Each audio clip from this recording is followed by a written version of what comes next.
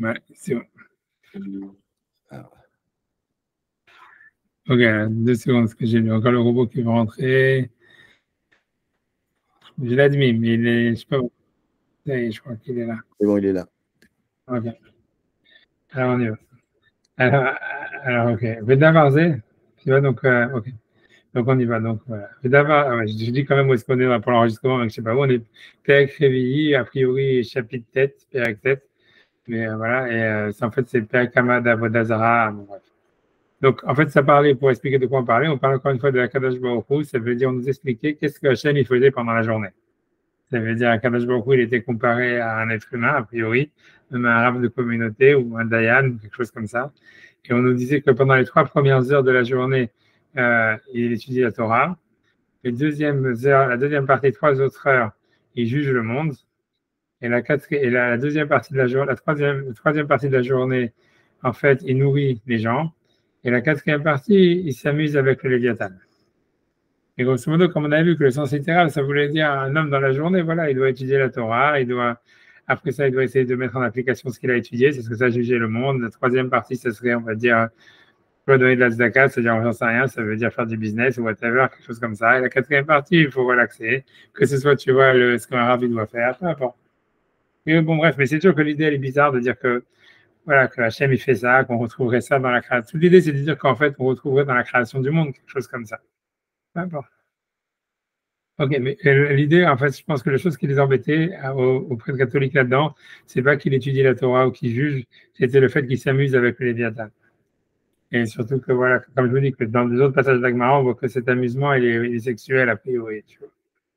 Ah, mais d'abord, donc, il dit, on me dit donc le fait que Hachem, donc en fait, je pense que le Maharal, il voulait expliquer que c'était des étapes de comment est-ce que Hachem, si on veut dire, ou la spiritualité, ou la Shrina, elle se reliait avec le monde matériel. Donc, donc l'idée, l'étape la plus lointaine, mais la première par laquelle, c'est comme donc si Hachem, il se liait au monde matériel par des étapes. Donc, la première étape, c'est l'étude de la Torah, puisque ça reste quelque chose, on va dire, d'abstrait. Ensuite, la deuxième étape, c'est le jugement, puisqu'en fait, on essaie de mettre en application les choses qu'on a apprises par l'abstraction. Et la troisième, en fait, donc, il disait une fois que Hachem, il voit que le monde ne tient pas par le jugement, c'est-à-dire que, parce que l'idée, ce qui se passe au milieu de la journée, c'est quand Hachem, il juge, il voit qu'en fait, il doit tout détruire. Alors, il dit, OK, je vais faire de la tzedaka, au lieu de détruire. Et tu vois, voilà, quoi. Et donc, lui, il dit, bon, voilà, donc je pense que c'est ça ce qu'il veut dire. Donc, maintenant, il veut expliquer que ça, c'est une autre étape, encore pour Hachem, de se rapprocher dans le monde, de se rapprocher du monde. Donc, c'est ça ce qu'il veut dire. Donc, il dit Veda Varzé, je pense, quand il parlait de ces choses-là, je pense qu'il parle du jugement. Voilà. Veda Varzé, il parle de l'étude de la Torah. Il dit Veda Varzé, Adain Enochibon Lanit Saïm Negamre. C'est-à-dire le fait d'étudier la Torah, bien que la Torah, elle est basée sur le monde matériel et sur le monde, en fait, de la matière, quoi. Voilà. Comme on a vu avec Moshe Rabbeinu, qui a dit si jamais il n'y a pas de vol, on ne peut pas avoir les interdits de voler. S'il n'y a pas de désir sexuel, il ne peut pas y avoir les interdits sexuels. Donc, ça veut dire que la Torah, elle est basée en réalité sur le monde matériel. Et elle donne un sens, en fait, elle sublime, on va dire, la matérialité du monde, mais n'empêche qu'elle n'est pas vraiment dans la matérialité réelle. Donc il y a besoin d'une autre étape. Donc, Hak Keshu Yodea Aseda Muskal Shelahem. Donc, voilà, mais en tous les cas, déjà, c'est pas vraiment, donc, l'étude de la Torah, c'est pas vraiment, en fait, se lier avec le monde de la matière, mais c'est au moins, en tous les cas, avoir une relation avec l'organisation spirituelle ou abstraite de l'univers. Et donc, pour Hachem, ça serait la première étape. La première étape pour se lier avec l'univers. Donc ensuite, Veshlosha Shaot Shniot, ça veut dire dans la deuxième partie de la journée, et Tosaf Archibo à la Nimsaïm, donc c'est-à-dire Hachem, on va dire, ça veut dire, il rajoute une connexion, ça veut dire une association avec les existences, ça veut dire avec le monde de la matière. Masheudan et Nimsaïm, c'est comme il juge en fait ce qui existe, Kemelech Shedan et Amo, comme un roi qui juge son peuple. Ouais, ça, c'est sûr que c'est fait connexion avec Rosh Hashanah, mais bon. Donc, ça veut dire ça. C'est-à-dire que Rosh Hashanah, on peut dire qu'en fait, pendant toute l'année, on étudie la Torah. On n'a pas, donc, c'est une connexion qu'on a nous-mêmes avec Hachem qui est un peu lointaine, on va dire, qui est liée à travers l'abstraction. Et quand on rentre déjà dans Rosh Hashanah, que c'est le jugement, que c'est la royauté d'Hachem, etc., donc, on va dire la prière ou quelque chose comme ça, on est dans une relation plus proche avec le divin, ça veut dire on rapproche la matière encore plus du divin, quelque chose comme ça. Tu vois, ça veut dire, ce serait ça l'idée, tu vois, on va dire. Bref, je vais pas rentrer dans Rosh Hashanah parce que sinon après, on est mal barré. Donc, en tout cas, bon, il dit voilà, mais l'idée c'est ça, ce qu'il faut retenir, c'est sûr que l'idée de Malchut, de royauté, qui est l'idée de Rosh Hashanah, qui est liée à l'idée du jugement, elle est toujours, tu vois, donc elle est aussi liée à l'idée du dévoilement, quoi. C'est-à-dire que la Malchut, c'est quand on dit Hachem, il est notre roi, ça veut dire qu'il est dévoilé comme un roi, ça veut dire, donc c'est ça l'idée. Le dévoilement d'Hachem, il se fait évidemment à travers la justice et à travers voilà, l'application en fait de ce qui serait une organisation idéale de l'univers qu'il y a dans l'étude de la Torah. Donc c'est pour ça que Rosh Hashanah, c'est le jour de la royauté d'Hachem, donc du dévoilement de la royauté divine et en même temps le jour du jugement, quoi, parce que c'est lié, quoi. Voilà. Tu vois, donc j'avance, mais bon, mais à la fin, le jugement, malheureusement, enfin, heureusement ou pas heureusement, il a pour vocation d'être révoqué, quoi, puisque après, Hachem, il voit que tout le monde doit mourir, et donc à la fin, il donne la tzedaka, et ça, c'est Yom Kippour, Hachem, il pardonne tout, quoi. Tu vois, c'est ça l'idée. Donc ça veut dire, comme un roi qui juge son peuple, donc ils disent ça, malgré tout, c'est pas encore, ça veut dire vouloir appliquer la justice, vouloir appliquer la loi, vouloir donner, ça veut dire appliquer l'organisation abstraite de l'univers qu'il y a dans l'étude de la Torah.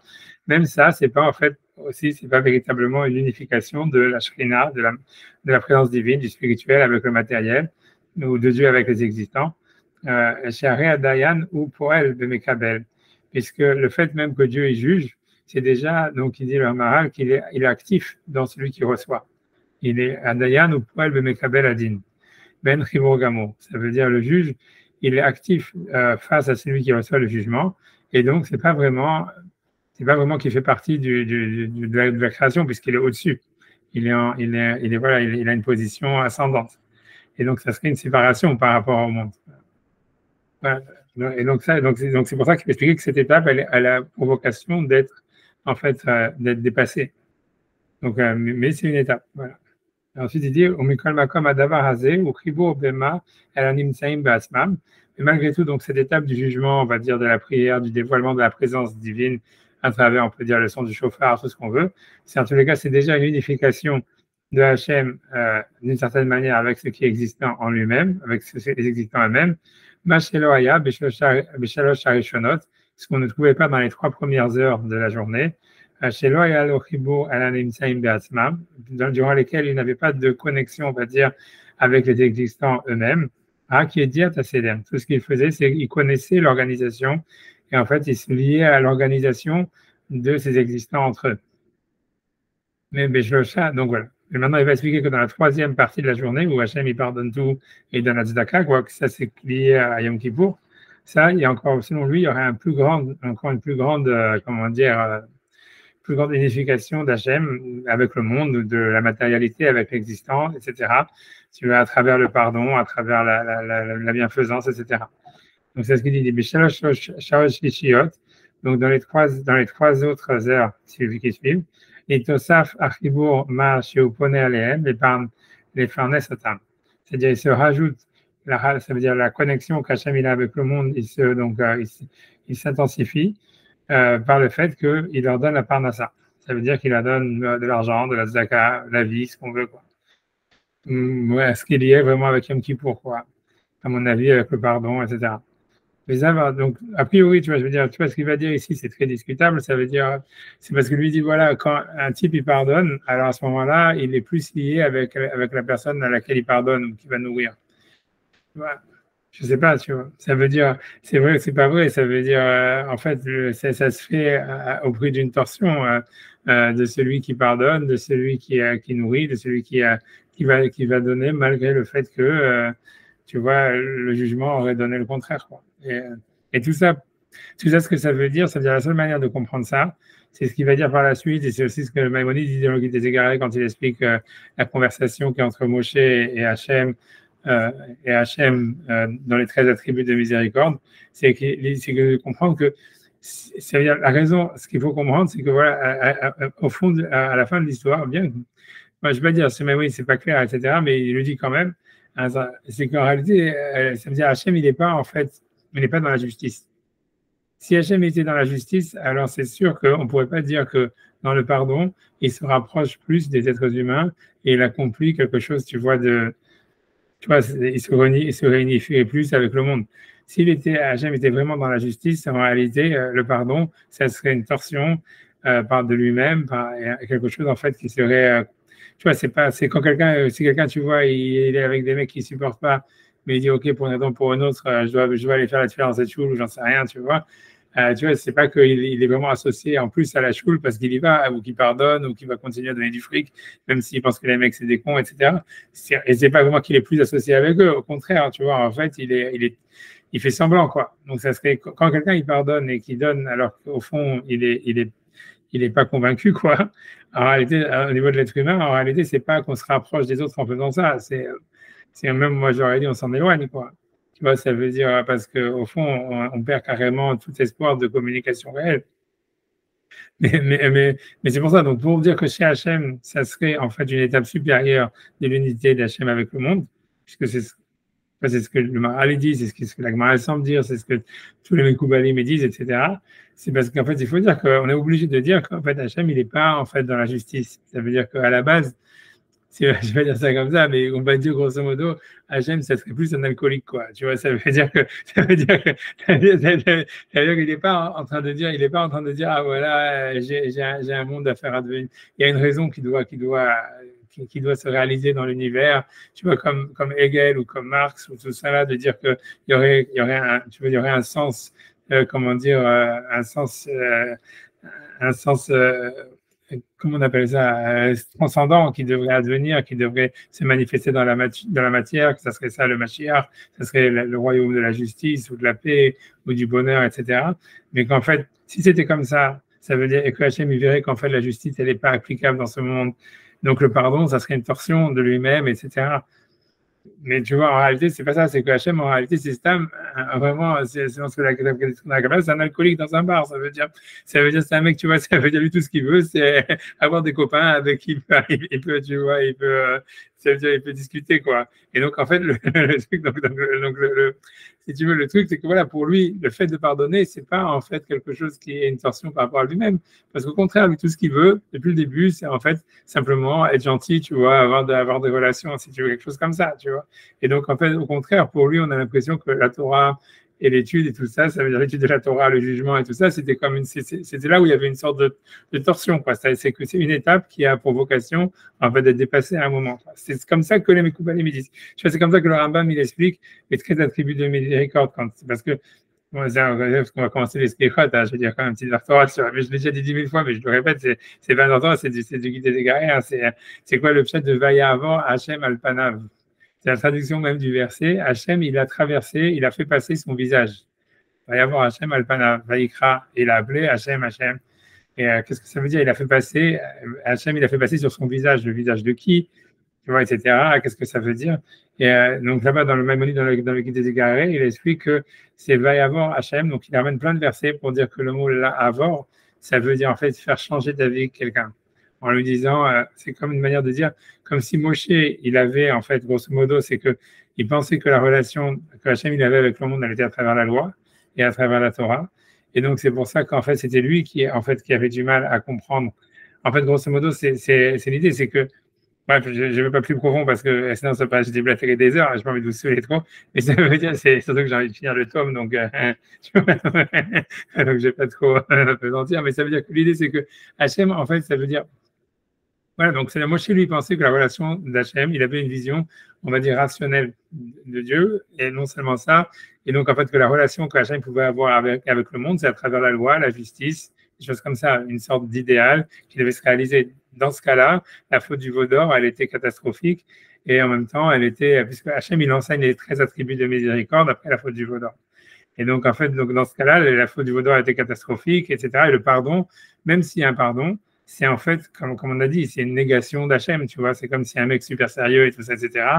Et bon, toi, tu viens emmerder compagnie, etc. Et tu fais une grosse connerie. Même si à la fin, le mec, il dit, bon, ok, je lui pardonne, je fais quand même un chèque et tout ça. Tu vois, mais ça veut dire, et tu vois, le mec, il fait ça parce que vraiment, ok, il n'a pas le choix et c'est plus de mauvais cœur, quoi. Donc, ça veut dire, il y a un impact catastrophique, tu vois. Et donc, en fait, et Moshe, donc, en fait, il comprenait pas comment Hachem pouvait pardonner. En réalité, ça veut dire, même s'il y avait à avoir un pardon, ça allait être un pardon. En fait, comme il dit, j'envoie un ange, tu vois, j'envoie un émissaire. Ok, vous allez aller en Israël.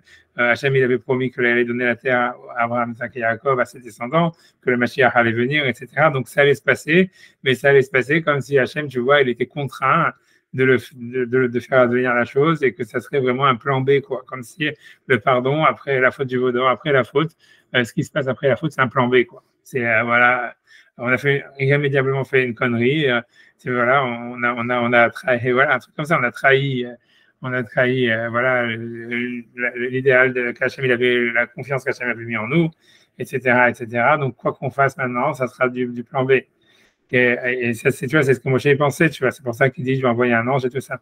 Et le Rambam explique que va y avoir Hachem al-Panav, ça veut dire Hachem, il lui a fait changer d'avis.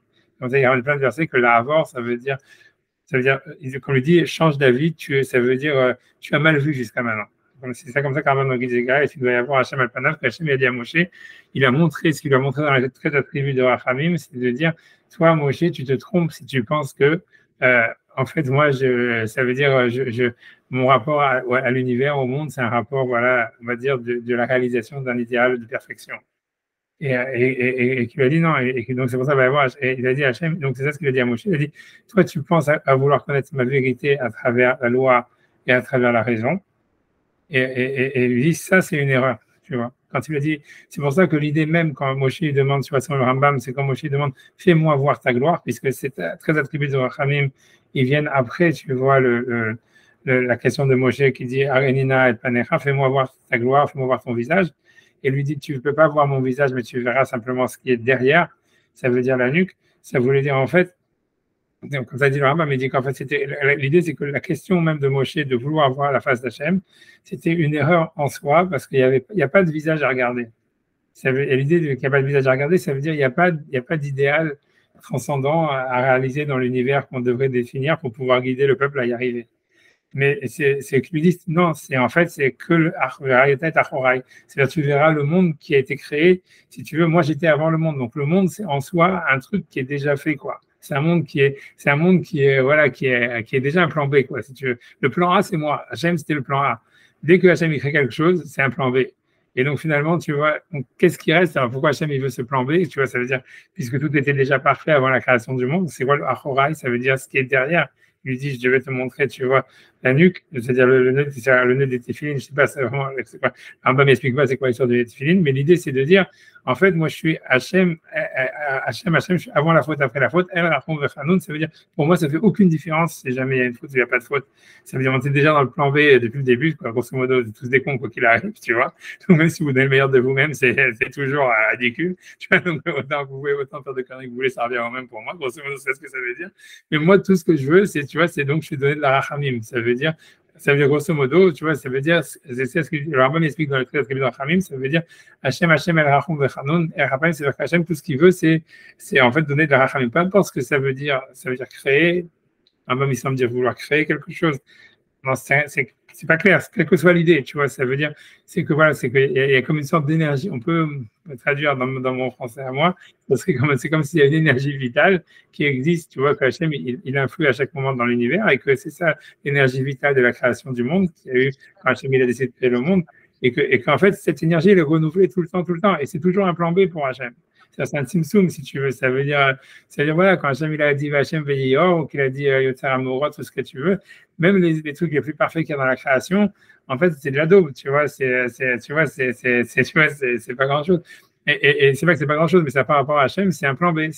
Le plan A, c'est que Hachem ne crée rien. Et tu vois. Oui, mais justement, mais est-ce qu'on peut dire justement que cet attribut de miséricorde, c'est tout ce mode de fonctionnement, c'était justement inaccessible pour Hachem avant qu'il décide de créer ça. Est-ce qu'il y a une supériorité justement dans ce mode de fonctionnement? Ouais, non, c'est ça. Est-ce qu'on peut dire qu'il a créé en quelque sorte une nouvelle manière d'agir dans le monde, quoi, qui Et a priori, donc c'est quelque chose de, puisque ça vient après, c'est quelque chose de plus parfait, quoi.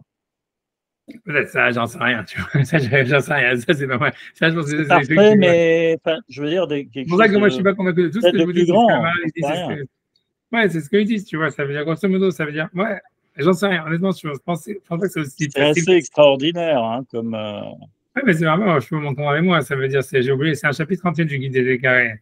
Et c'est d'ailleurs là, tu vois, pour moi, c'est une des preuves. J'ai dit ça pour le cas où si jamais un jour quelqu'un écoute cette vidéo, tu vois, c'est une des preuves, tu vois, qu'il y a eu des rajouts tardifs, tu vois, dans le Rambam à la fin du livre, qui sont pas du Rambam, dans le guide des égarés.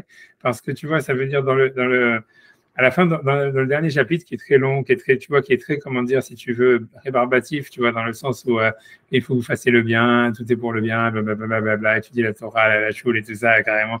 Tu vois, le truc que tu vois bien que ça a été rajouté, et moi je suis sûr que ça a été rajouté par une nation courable pour pas qu'on brûle le livre, et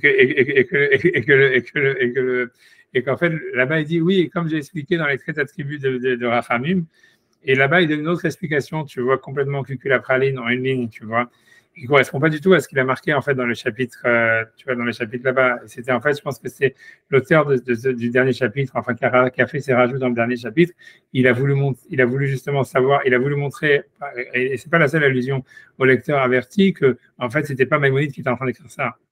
Tu vois, en disant, puisque tu vois, il fait des fausses références, et il en fait plusieurs. À chaque fois qu'il fait des références sur le livre, dans la chapitre passé, c'est toujours avec un sens différent de ce qui est marqué dans le livre, ou bien des références qui n'existent pas du tout. Et en fait, tout ça, à mon avis, ça a été fait simplement pour ça. Je dis ça entre parenthèses. Je pense que ça a été fait intentionnellement par celui qui a rajouté donc des chapitres, à mon avis, principalement à la fin du Guide des égarés, pour lui indiquer pour montrer bien au lecteur que c'était pas Maïmonide qui avait écrit ça. Tu vois. Ouais. Ouais, c'est pas lui. Est-ce que vous êtes le seul à penser ça? J'en sais rien, moi je pense pas, j'espère que non, parce que sinon ça voudrait dire que je suis le seul qui sait lire l'hébreu, mais ça veut dire, mais c'est sûr que personne ne l'a dit. Ça veut dire que. Ah. Non, attendez. À penser. J'ai pas dit vie, j'ai à penser. Parce que entre les sachants, on peut se dire des choses qu'on ne veut pas dévoiler à nous-mêmes. Voilà, ce qui est sûr, c'est que, parce qu'il y a des auteurs qui ont dit, tu vois, ça veut dire, comme le Yarabetz, quoi, que c'est un grand rave, tu vois, du XVIIe siècle, lui, il a dit que tout le guide des égarés n'avait pas été écrit par Maïmonide. Et ça, c'est certainement faux, parce que, tu vois, ça veut dire, le fils même de Maïmonide, il dit que son père, il a écrit le livre. Et Ben Tebon, tous les contemporains de Maïmonide, ils témoignent que c'est lui qui a écrit le livre, tu vois. Et moi, ce que je pense, mais par contre, tu vois, lui-même, moi, tu vois, ça veut dire, tu vois, ça veut dire, moi, j'ai l'impression, par contre, tu vois, donc, voilà, je sais pas qui d'autre à part le Yarvetz qui a écrit des trucs comme ça, qui a été très vite contesté, etc. Mais moi, je pense, par contre, voilà, qu'il y a c'est évident. Voilà, je pense voilà, qu'il y a des. Comme je dis, j'ai cherché après, parce que j'ai voulu regarder même dans les recherches universitaires sur Oxford, parce que le Guide des égarés, c'est quand même un livre qui a été glosé à mort. Et tu vois, bon, même quand tu regardes les trucs tu vois, Moon, qui a fait un travail extraordinaire sur le Guide des égarés, et tu vois, par exemple, dans ces chapitres-là où il y a des fausses références, tu vois, donc Moon qui les remarque, mais il dit, je sais pas, tu vois, il fait que remarquer les références en disant, ouais, c'est une fausse référence, tu vois, avoir vu que c'était des fausses références et des faux renvois avec des autres interprétations. D'accord. Mais c'est évident. Maintenant, moi, dire en conclusion que moi, ce que j'étais un peu en avant en disant qu'à mon avis, c'est quelqu'un d'autre qui a écrit ça, parce que surtout que ça ne va pas dans le style du livre, etc. Ça, c'est moi qui le dis. C'est vrai que je n'ai pas vu quelqu'un qui l'a dit ou qui l'a écrit. Maintenant, est-ce que personne l'a pensé, simplement, ils n'ont pas voulu le dire? Tu vois, ça, c'est notre histoire, tu vois, puisque voilà, maintenant, j'en sais rien, tu vois. Est-ce que c'est Maïmonide qui aurait réécrit une deuxième édition en vieillissant, qui soit devenu un peu gaga? C'est possible, tu vois, j'en sais rien. Mais ça m'étonne, mais c'est possible. Tu vois, tu vois, tout est possible. J'ai été pas, tu vois, mais moi, ma logique, elle me pense à croire plus que, tu vois, en fait, c'est des rajouts tardifs qui ont été faits par une main, ou bien que ils étaient très vieux et qu'en fait, il y a un type, tu vois, qui a dit, attends, ça va pas passer. Tu vois, c'est comme il dit un peu Benny Lévy sur Sartre avec l'histoire de. Tu vois, qu'en fait, tu vois, conteste que grosso modo, il était manipulé. Tu vois, je sais pas, Benny Lévy, c'était Beauvoir qui disait que le dernier livre, là, sur les Juifs, etc., ça a été un truc. C'est possible, tu vois, ça veut dire quand les gens vieillissent et tout ça, etc. peut-être, tu vois, parce que tu commences dans ces parties du livre, tu vois, il dit pas des choses mauvaises, hein, il dit pas, tu vois, Dieu n'existe pas ou des choses contraires, comme ça, il dit le contraire. Mais c'est au contraire, c'est cuculapraline, c'est très, voilà, il faut aller à la choule, il faut, tu vois, c'est style grosso modo, parce que à la fin du livre, il dit, après avoir écrit tout son développement, le truc, il se dit, mais qu'est-ce qu'il faut faire, tu vois? Alors déjà que c'est bizarre, tu vois, tout le livre, il est déjà dire, tu vois, que d'abord, ça peut être écrit pour la masse, déjà, en plus que tout le livre, déjà, il avait été écrit pour expliquer exactement qu'est-ce qu'il faut faire. Et qu'est-ce qui répond à ça, grosso modo? C'est dire, il faut que vous vous leviez le matin à la synagogue, que vous ne parliez pas quand vous êtes à la synagogue, que vous soyez la cabana pendant la tfila, et des trucs comme ça, tu vois, ça serait des bons juifs, et tout ira bien, des choses comme ça, tu vois. Ouais, mais ça, il faut que vous respirez, il faut que vous mangez, il faut vous voilà, c'est ça. Voilà, mais c'est-à-dire que voilà, c'est très bizarre que ça soit dans le livre, tu vois, puisque voilà. Donc c'est pour ça, moi, c'est mon avis. C'est le béaba, c'est le béaba, ce qui n'est pas à peine de répéter. Oui, mais bon, mais après ça, il dit d'autres choses. Qui a vu quelqu'un parler? Qui a vu quelqu'un parler pendant la Chazara? Voilà, mais bon, mais ce que je veux dire, voilà, mais disons, ça n'a pas sa place dans le guide des égards et tous ces trucs-là. Bien sûr, il n'y a pas que ça, il y a plein d'autres choses encore là-bas, tu vois, ça veut dire, voilà, il y a plein de... Voilà, mais ce que je peu importe, ça c'est une parenthèse, franchement, je n'ai pas envie de rentrer dans la parenthèse, mais c'est sûr que personne ne l'a dit, c'est pour ça que je sais, tu vois, personne ne l'a écrit, en tous les cas, je pense que beaucoup de gens l'ont pensé, à mon avis, je pense que c'est assez évident, honnêtement, c'est assez évident. Mais je pense que voilà, après, à quoi ça sert de le dire, tu vois, on va dire, mais bon, pour moi, c'est un... je ne sais pas. Mais votre... Mais la personne... dans votre entourage. J'ai pas beaucoup d'amis qui ont lu le guide des égarés. Avec qui vous avez étudié, comment il s'appelle, Moshe Feinstein ou David Weinstein, ils ont pu penser ça aussi. Je sais pas si il a étudié le guide des égarés. Honnêtement, je sais pas si il a étudié le guide des égarés. C'était pas leur dada, hein, ça veut dire, ils étaient pas. Ils étudiaient pas, je pense pas, tu vois. C'est pas, non, je pense, je vais pas me comment dire un truc, mais ça m'étonnerait, je sais pas. Ah non, je sais pas, j'ai pas me truc parce que tu comprends, ça veut dire, par exemple, tu vas rapprocher ou Abdovid et tout cela. Eux, tu vois, ça veut dire chez eux, tu vois, ça veut dire chez les rabbinim ashkénazes. Tu vois, c'est comme si tu me disais, est-ce que Rav Moshe connaissait la Kabbalah? Est-ce que Rav Moshe il connaissait le Maharal de Prague? Est-ce que le Rav Moshe connaissait le Guide des Égarés? Tout ça, tu vois. Tout ça. Tu regardes dans ces livres, tu vas pas en trouver une trace, tu vois, quelconque, tu vois. Maintenant, est-ce que ça veut dire qu'il avait jamais lu et que truc? Tu vois, c'est pas sûr parce qu'en fait, tu vois, pour eux, ça veut dire l'idée, c'est dire voilà. Il y a mieux à faire. Non, je pense qu'ils l'ont fait, mais c'est possible que oui, c'est possible. Est-ce qu'ils connaissaient? La question est est-ce qu'ils connaissaient? Ils connaissaient pas. L'idée, c'est de savoir. L'idée, c'est qu'en fait, pour eux, c'est pas ça. C'est que si, par exemple, tu vois, pour eux, Moshe lui dit voilà, je suis un décisionnaire de Halacha et j'enseigne dans une yeshiva. Et tu vois, ils ont une tradition. Qu'est-ce que c'est? Tu vois, comment est-ce qu'on tranche la halakha et qu'est-ce qu'on enseigne dans une yeshiva? Alors, tu as la tradition que lui, il avait de ses rabbanim et tout ça, etc. C'est que si tu enseignes dans une yeshiva, ben, tu n'enseignes pas le guide des égarés. Si tu enseignes dans une yeshiva, tu n'enseignes pas le maral. Si tu enseignes dans une yeshiva, tu n'enseignes pas le zohar. Donc, ça veut dire, tu peux, toi, chez toi, à la maison, le connaître par cœur et tu ne peux pas savoir. C'est pour ça que ce qu'ils savaient, ce qu'ils ne savaient pas, quel était. Et tu ne peux pas discuter avec eux de ça. Tu ne peux pas discuter avec eux, c'est tout. Tu ne transpirais pas. Tu ne transpirais pas. Ça n'apparaissait pas, quoi. Voilà, c'est ça. C'est pour ça que je te dis, quand tu me poses la question, tu vois, si tu demandes à Rav Dovid, tu lui as amené un guide des égards et tu lui posais une question dessus, il va te regarder, tu vois, avec des yeux ronds, et il fait comme si, tu vois, il n'avait jamais vu le livre de sa vie, qu'il ne savait pas qu'est-ce que c'était. Et après ça, comédie ou pas comédie, j'en sais rien, mais c'est déjà ce qu'il va faire, tu vois. Et après ça, il va dire, ou bien il va dire, je sais pas, ou il va simplement dire une blague, ou il va dire, ou il va essayer, tu vois, ça dépend à quel point il t'aime bien, quoi, tu vois. Mais ça veut dire, mais voilà, ça veut dire pour eux, c'était pas. Ça veut dire pour eux, c'était pas un sujet, voilà, c'était pas un sujet, c'était pas leur job d'enseigner ça au public ou d'en discuter ou d'en parler. Est-ce qu'ils le connaissaient, est-ce qu'ils le connaissaient pas? Peut-être que oui, peut-être que non, j'en sais rien, tu vois. C'est pour ça quand tu dis voilà. Donc moi, j'ai pas discuté avec des gens du guide des égarés. Le seul avec qui j'ai discuté un petit peu du guide des égarés, c'était avec Atlan.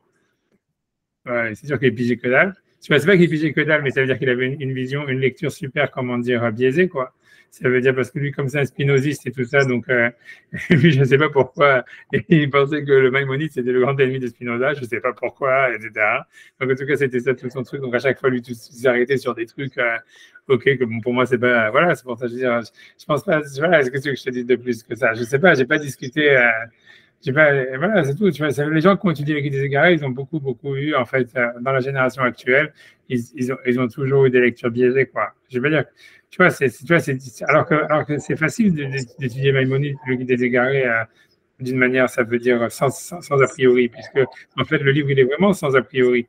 Mais voilà, mais la plupart des gens ne l'ont pas fait, tu vois, c'est-à-dire parce que, tu vois, c'est parce que ça veut dire dans cette génération, tu vois, c'est-à-dire quand tu vois par exemple l'explication de Abrabanel, tu vois, des commentateurs, tu vois, tous les commentateurs du Moyen-Âge sur Maïmonide, eux, ils sont sans a priori. Ça veut dire même ceux qui ont une lecture kabbalistique du Guide des Égarés, ils disent voilà, Maïmonide, il n'a pas dit ça, mais on peut comprendre ça au niveau de la Kabbalah.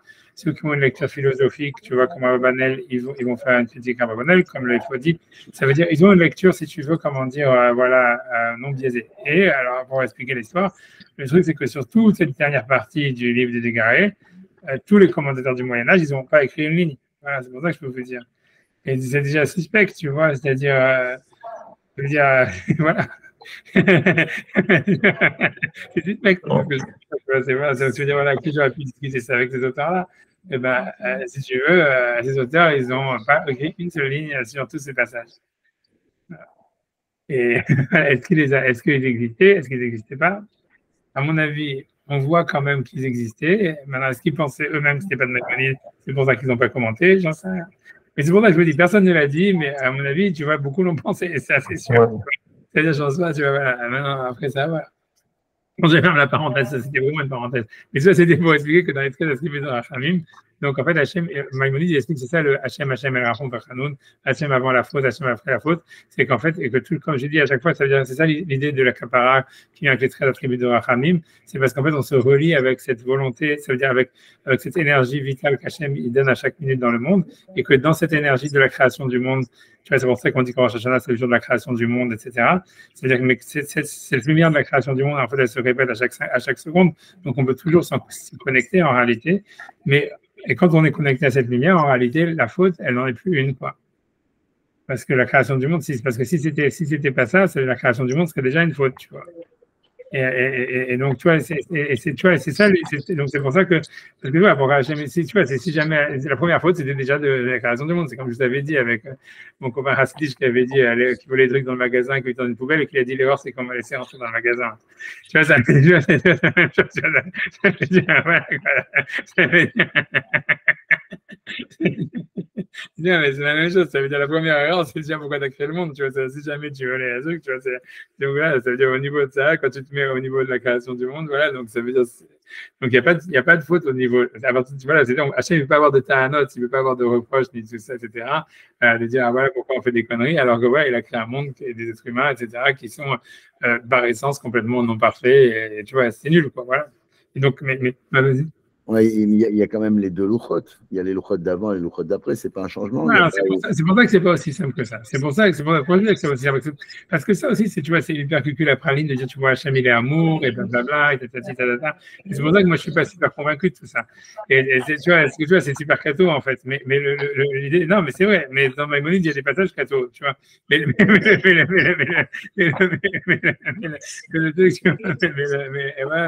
Mais tu vois, c'est pour ça qu'en fait, tu vois, je suis pas si convaincu, je pense que c'est pas si simple que ça, parce que le fait même qu'on dit que c'est que, en fait, si tu veux, la nuque d'Hachem, ça suppose qu'il y a quand même une face, mais qu'on la voit pas, tu vois. Ça veut dire que, tu vois, donc ça veut dire, Hachem, il dit ça veut dire, c'est un mode, ça veut dire comme ça serait comme une sorte de mode de connexion qu'on a avec Dieu dans cette manière. Et c'est une histoire, ça veut dire c'est véridique qu'en fait, dans la Rachamim, il y a une négation en réalité de la perfection, tu vois, dans le fait même que Hachem ait créé le monde, il y a une négation du désir de perfection, etc. Mais en fait, tu vois, ça serait un aspect, en fait. Ça veut dire derrière, il y aura quelque chose qui est plus haut, comme tu dis, les premières tables de la loi, et que c'est la relation, tu vois, parce qu'on tout ça, il faut comprendre, c'est la relation que Moshe a avec Hachem, tu vois, parce que c'est, tu vois, selon Maïmonide, etc., c'est Moshe qui a voulu que les Bnei Israël reçoivent la Torah à Mont Sinaï, etc. Et donc, ça veut dire, donc, c'est donc, tu vois, c'est là, parce qu'on est sur l'histoire de Netzach, tu vois, que c'est lié avec, c'est la tribu de Moshe. Et tu vois, ça veut dire, on veut recevoir la loi, mais voilà, mais ça veut dire, a priori, il y aura quelque chose au-dessus de ça, tu vois, mais voilà, mais l'idée, c'est à quel point on a accès à ça en tant qu'être vivant, tu vois, en tant qu'être matériel, quoi. Alors, on doit tendre à ça, tu vois, c'est ça l'histoire. On voit bien, en fait, Hachem, il voudrait donner, en fait, grosso modo, en fait, a priori, l'idée, ça voudrait dire qu'en fait, normalement, la véritable connexion qu'on a avec Hachem, c'est à travers la loi et à travers la raison. Tu vois, c'est ce que Maïmonide. C'est pour ça que d'un côté, à part ce chapitre-là qui est très étonnant de Maïmonide dans le livre, parce que lui, il parle toujours de la connexion à Dieu à travers la connaissance. Et il dit dans ce chapitre-là, il dit, et quand Hachem il a dit à Moshe, Vayavor Hachem al Panav, ça veut dire change d'avis, ne cherche pas avoir une connexion avec moi à travers la connaissance, mais à travers plutôt la rachamim, ça veut dire le fait que je suis miséricordieux, et regarde mes actions, et tu vois en fait tu vas voir en fait que l'action elle-même, elle est du chesed, c'est un chesed organisé, mais c'est du chesed, et que l'organisation vient qu'après le chesed. C'est ça un petit peu ce qu'il veut dire. Selon Maïmonide, ça veut dire c'est vrai qu'il y a une organisation du monde, c'est pour ça qu'il y a du Emet. Dans les 13 attributs de Rachamim, il y a Emet, après c'est Emet. Mais parce que l'idée, c'est que ce Emet, il vient que parce que c'est pour en fait permettre à à tout celui qui existe, d'exister le mieux possible. Donc, pour exister le mieux possible, tu es obligé de mettre des limites entre les existants, tu vois. Entre les existants, ou même le type, la personne elle-même, tu vois, ça veut dire un mec qui dormirait tout le temps. Voilà, il n'existe pas. Un mec qui mange tout le temps, il n'existe pas. Un mec qui étudie tout le temps aussi, il n'existe pas. Tu vois, il faut manger et dormir et étudier et tout ça, etc., et travailler. Ça, c'est le émettre, tu vois. Ça veut dire c'est de l'organisation par rapport aux différentes énergies qui ont chacune une volonté d'exister au maximum et donc ont besoin d'être cadrées, quoi, les unes par les autres, tu vois. Mais ça serait ça la loi. Ça veut dire la loi, elle vient que après le désir d'abord de faire exister les choses. Ça serait ça l'idée de Rachamim, tu vois, c'est ça l'attribut de Rachamim, c'est lié à ça. Ça veut dire que d'abord il y a une volonté que les choses existent. Après ça, la loi elle vient pour qu'ils existent le mieux possible. Mais c'est pas que on existe pour pouvoir accomplir la loi. On existe en vue d'un idéal à accomplir, transcendant à accomplir. Tu vois, ça serait ça. C'est ça l'idée, tu vois, des 13 attributs de Rachamim. Maintenant, encore une fois. Et c'est ça, a priori, tu vois, c'est pour ça qu'il y a le pardon, c'est pour ça qu'Hachem, en réalité, voilà, il s'unifie avec le monde à travers le pardon, etc., etc., c'est ce qu'il décrit, etc. Mais bon, après ça, tu vois, on va voir que ça veut dire, c'est une étape, en fait. On va voir ce que le Maharal va continuer à dire sur le Léviathan.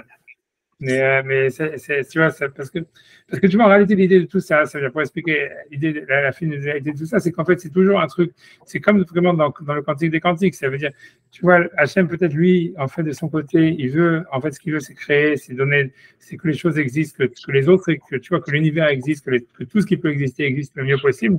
On va dire que c'est ça l'idée qui sort de Maïmonide dans le Guide des Égarés à la fin. Mais que d'un autre côté, tu vois, ça veut dire l'homme, lui, en fait, il devrait chercher pas à exister, tu vois, au contraire, il devrait chercher, en fait, tu vois, revenir à Dieu, tu vois.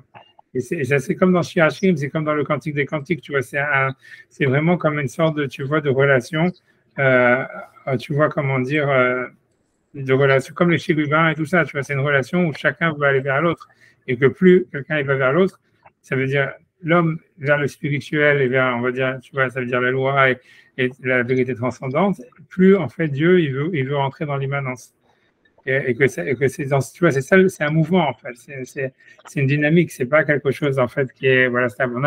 L'idée des Rachamim, c'est comment est-ce qu'Hachem il voit la chose. Donc l'idée ça serait de dire que pour l'homme la faute en fait c'est vrai qu'elle est comment dire elle a un impact, tu vois, infini, parce que ça devient un plan B, quoi, quand un mec qui fait une grosse connerie, et que maintenant, tu vois, il a fait des conneries qui ont un impact, voilà. Maintenant, il est dans le plan B par rapport à lui-même, quoi. Il aurait pu être mieux que ça. Maintenant, il va devoir faire plan B, quoi. Mais n'empêche que, l'idée, c'est déjà de comprendre que pour Hachem, que dans la relation Hachem-Adam qui pose, que pour Hachem, c'est pas un plan B.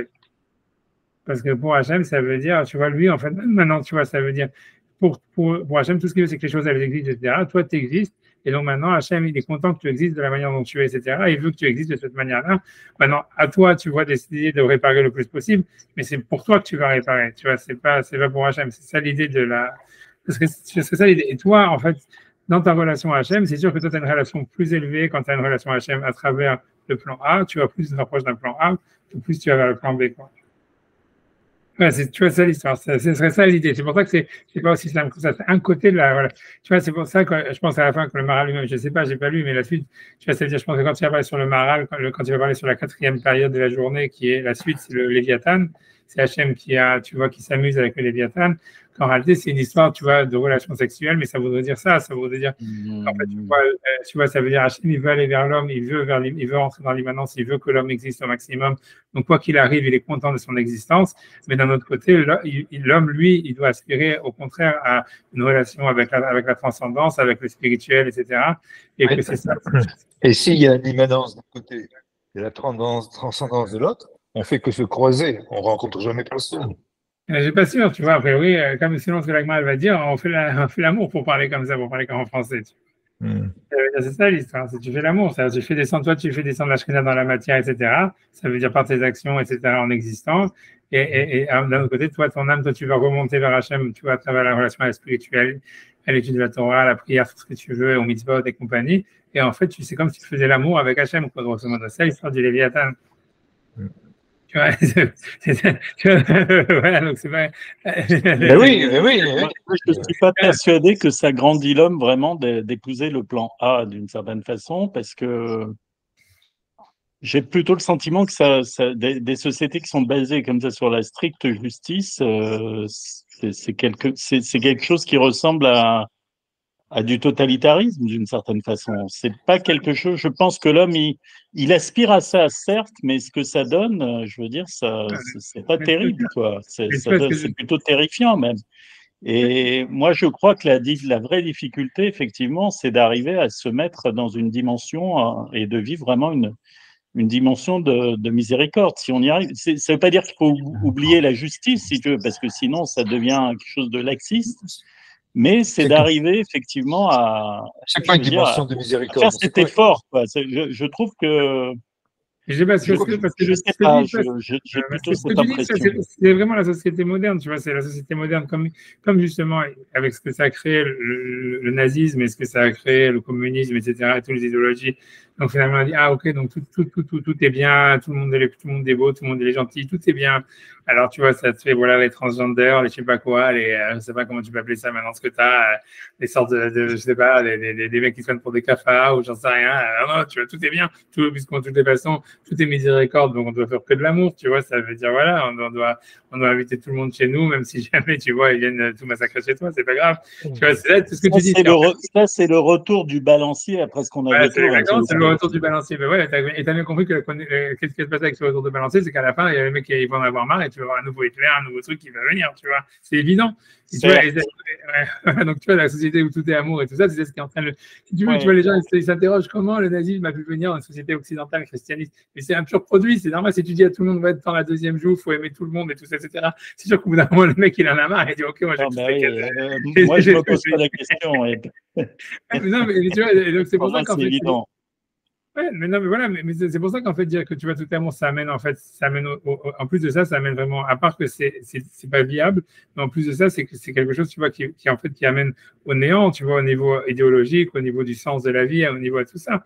Et donc, en fait, c'est même au niveau existentiel, c'est pas viable de dire que tout se vaut, que tout est égal. Oui, on est d'accord, mais bon, on est construit sur un mode, enfin, je veux dire, le fonctionnement du monde, on le connaît comme ça sur ce mode schizophrénique, quoi. C'est quelque chose, on va dire, est-ce qu'on peut passer au travers de ce mode de fonctionnement, du balancier? Je ne suis pas persuadé, moi. C'est ce que Hegel dit, tu vois. On passe du plan A au plan B, comme tu dis, je veux dire, je ne suis pas persuadé. L'idée, c'est qu'en réalité, la chose, tu vois, ce que la Torah elle dit, c'est a priori, ce serait la tribu de Netzach, c'est en réalité, c'est en réalité, c'est de faire cohabiter les deux choses. Et c'est possible, tu vois. Tu vois, Moshe, c'est celui, en fait, qui, si tu veux, qui amène la loi, mais c'est aussi celui qui casse l'étape de la loi. Et c'est ça la tribu de Netzach. Ça veut dire, la loi, ça veut dire, il faut amener le mont Sinaï, les Juifs au mont Sinaï pour qu'ils reçoivent la Torah. Moshe dit à Hachem, la seule condition, la seule raison pour laquelle, en fait, je te donne la loi, je veux que les Juifs sortent d'Égypte, c'est parce que comme ça, ils vont recevoir la loi sur le mont Sinaï. Et donc, ça veut dire c'est celui qui donne la loi, qui donne vraiment Mais quand il voit que, comme on te dit, voilà, les Juifs ne sont pas au niveau, ça veut dire parce qu'ils font le veau d'or et tout ça, alors ils cassent l'étape de la loi. Et l'idée, c'est de dire, et maintenant que je les ai cassés, on pourra en avoir une deuxième. et que ça sera dit qui va s'adapter. Mais l'idée, c'est que on peut jouer sur les deux plans. Tu vois, c'est comme exactement pour revenir à Rosh Hashanah Yom Kippour. Ça veut dire, à Rosh Hashanah, on dit voilà, il y a le jugement, etc. Il y a le livre de la vie, de la mort, il y a le juste, le pas juste. Tout le monde est souverain, tout le monde est jugé. Et on dit le jugement, il est terrible. Même les anges, ils peuvent pas supporter le jugement, etc. Mais on comprend qu'en fait, cet aspect-là, il est très important parce que pour l'homme, c'est à travers ça où l'homme il peut trouver un sens dans sa vie. Ça veut dire parce qu'il sent que voilà, il va vers quelque chose qui est plus haut que lui et à travers laquelle il se sublime et il se dépasse. Et c'est par rapport à ça qu'il est jugé. Mais maintenant, ce jugement, c'est sûr qu'on n'est pas au niveau des idéaux qu'on a, on n'est pas au niveau en fait ça veut dire voilà, des idéaux, des choses qu'on voudrait accomplir. Mais on se juge par rapport à ça. Après ça, on est coupable par rapport à ça parce qu'on sait qu'on n'a pas été à la hauteur, on a fait des erreurs, etc., etc. On sait qu'on va continuer à en faire. Mais on garde cette connexion avec ses idéaux tout en sachant que Hachem, il est content qu'on ait on existe de la manière dont on est, tu vois. Et ça veut dire, et Yom Kippour après, que c'est le jour du pardon. Mais tu vois, mais ça veut dire, l'idée, c'est qu'en fait, l'idée de Nézar, c'est de faire cohabiter les deux choses, tu vois. Et c'est pas si difficile que ça, c'est pas si impossible que ça. Tu vois, ça veut dire, voilà, je sais pas, tu vois, ça veut dire, tu sais que tu dois te lever le matin à la tuila, etc. Alors, des fois, tu te lèves, des fois, tu te lèves pas, des fois, tu as la cabana, des fois, tu n'as pas la cabana. Il y en a qui se lèvent tout le temps, il y en a moins, il y en a trucs. Chacun par rapport on va dire, aux efforts qu'il essaye de fournir. Justement, le fait même que c'est un effort, c'est que c'est pas sûr que c'est pas gagné qu'il va réussir à le faire tout le temps. Mais n'empêche que, tu vois, tu vas dire, ah, ok, alors, comme Hachem, il veut que j'existe comme je veux, alors pourquoi je vais aller prier, pourquoi je vais faire ça, puisque de toutes les manières, tout est un plan B, tout est amour, Hachem est content, on peut faire toutes les conneries, tout va bien. Non, tu vois, ça veut dire, tu comprends ce que je veux dire? C'est vrai que pour Hachem, ça ne fait aucune différence, mais pour toi, en fait, toutes tes erreurs, en fait, elles ont un impact, tu vois, sur ta vie, sur le fait, parce que, en fait, l'homme, lui, encore une fois, c'est même pas, tout ça, c'est pas de la morale, c'est en fait, c'est de la définition. C'est pour ça que la Kabbale et le Maharal et tout ça, ils sont pas dans l'injonction en disant, ah oui, c'est comme ça que ça doit être, c'est comme ça que ça doit être. Ils sont dans la définition en fait, de qu'est-ce que c'est l'existence. Et l'idée, c'est que l'homme, en fait, il a en lui ce désir, sa neshama, elle aspire à se transcender, à se dépasser, à avoir un sens, etc. Ça vient pas de Dieu, ça vient de l'homme, mais ça vient de sa neshama. Et c'est pas opposé, ça veut dire parce que c'est Dieu qui a créé l'homme, donc c'est pas quelque chose qui est opposé, c'est pas Dieu il est amour et l'homme il veut la justice. C'est pas ça, c'est en fait et c'est ce que le Maharal explique ici, et c'est ce qu'on comprend l'histoire de la tribu de Netzach et de Moshe Rabbeinu, et c'est ce que le Maharal explique dans tout ce BR, c'est que Dieu, en fait, c'est une certaine manière, il veut donner. Et ce qu'il donne, en fait, c'est de la lumière. On va dire, c'est de l'énergie pure. Il peut donner, ça veut dire, si l'homme, en fait, il peut canaliser ce don comme quelque chose de spirituel. Tu vois, c'est comme quand l'homme, il étudie la Torah, il reçoit la Torah, et à ce moment-là, c'est quand il reçoit les premières tables de la loi, dans un mouvement de surélévation sublime, extraordinaire, machin, blablabla. Et si on veut, pour l'homme, ça, c'est la manière ultime qu'il a, en fait, de recevoir la lumière de Dieu. Mais d'une certaine manière, et en fait, comme il a expliqué, toute la tribu de Netzach, c'est que celui qui reçoit, il va toujours prendre le dessus sur celui qui donne, parce qu'on ne peut pas recevoir quelque chose on n'a pas d'ustensile pour le recevoir.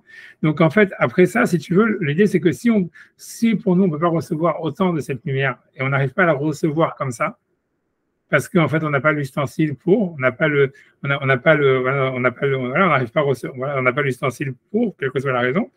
En fait, l'idée, c'est que maintenant, donc, on va recevoir cette lumière différemment. Comment? À travers le pardon. Tu comprends? C'est ce qui se passe après la faute du vaudor. Ça veut dire, Hachem, il dit à Moshe, OK, je vous ai donné la Torah. Et ça, si tu veux, c'est peut-être le plan A, mais c'est pour ça qu'il y a le visage d'Hachem et la nuque d'Hachem. Ça veut dire, la lumière, c'est la même. Si tu veux, ça veut dire la lumière qui est déversée dans la création du monde ou qui est déversée, tu vois, dans le don de la Torah, que toute cette lumière dont on parle quand on sonne le shofar à Rosh Hashanah, et qu'on parle, tu vois, de la création du monde, du don de la Torah, de la venue du Mashiach, tout ça, c'est les étapes, en fait, du dévoilement de la lumière d'Hachem, tu vois, ce qui rayonne, tu vois, sur la matière, etc. Mais en tout cas, la lumière, elle est toujours la même. Elle est complètement continue. Sauf que, tu vois, le problème, c'est qu'est-ce qu'on peut en recevoir de cette lumière. Et donc, il y a des moments où, en fait, l'homme, il est capable, tu vois, comme il y a eu le don de la Torah, l'homme, il est capable de recevoir le son du shofar et vraiment tu vois, donc, d'avoir une révélation où, voilà, il voit Hachem face à face, tu vois, tu vois, et que, voilà, comme ça a eu lieu au don de la Torah. Mais après, il y a des moments où l'homme, il n'est pas capable, ça va être à l'époque du Mashiach, etc., ou de la création du monde. Il y a des moments où, en fait, finalement, on n'est pas capable de recevoir cette lumière, mais Hachem, il continue à envoyer la lumière. Donc, comment est-ce qu'on la reçoit?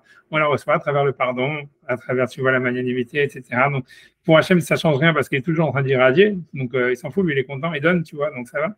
Mais tu vois, tout ce qu'il veut, c'est donner. Mais le truc, c'est celui qui reçoit. Et c'est celui qui reçoit, en fait, qui module l'énergie qui est, tu vois, qui est émise, tu vois, puisque comme il a expliqué, c'est ça l'attribut de Netzar, c'est ça Moshe Rabbeinu, c'est ça, si tu veux, depuis le début du BRVI, c'est ça ce qu'il est en train d'expliquer. Ça veut dire que, en fait, voilà, il y a un mécanisme entre l'émetteur et le récepteur, et que finalement le récepteur, c'est lui qui donne la forme aux choses, parce qu'en fait, voilà, mais voilà.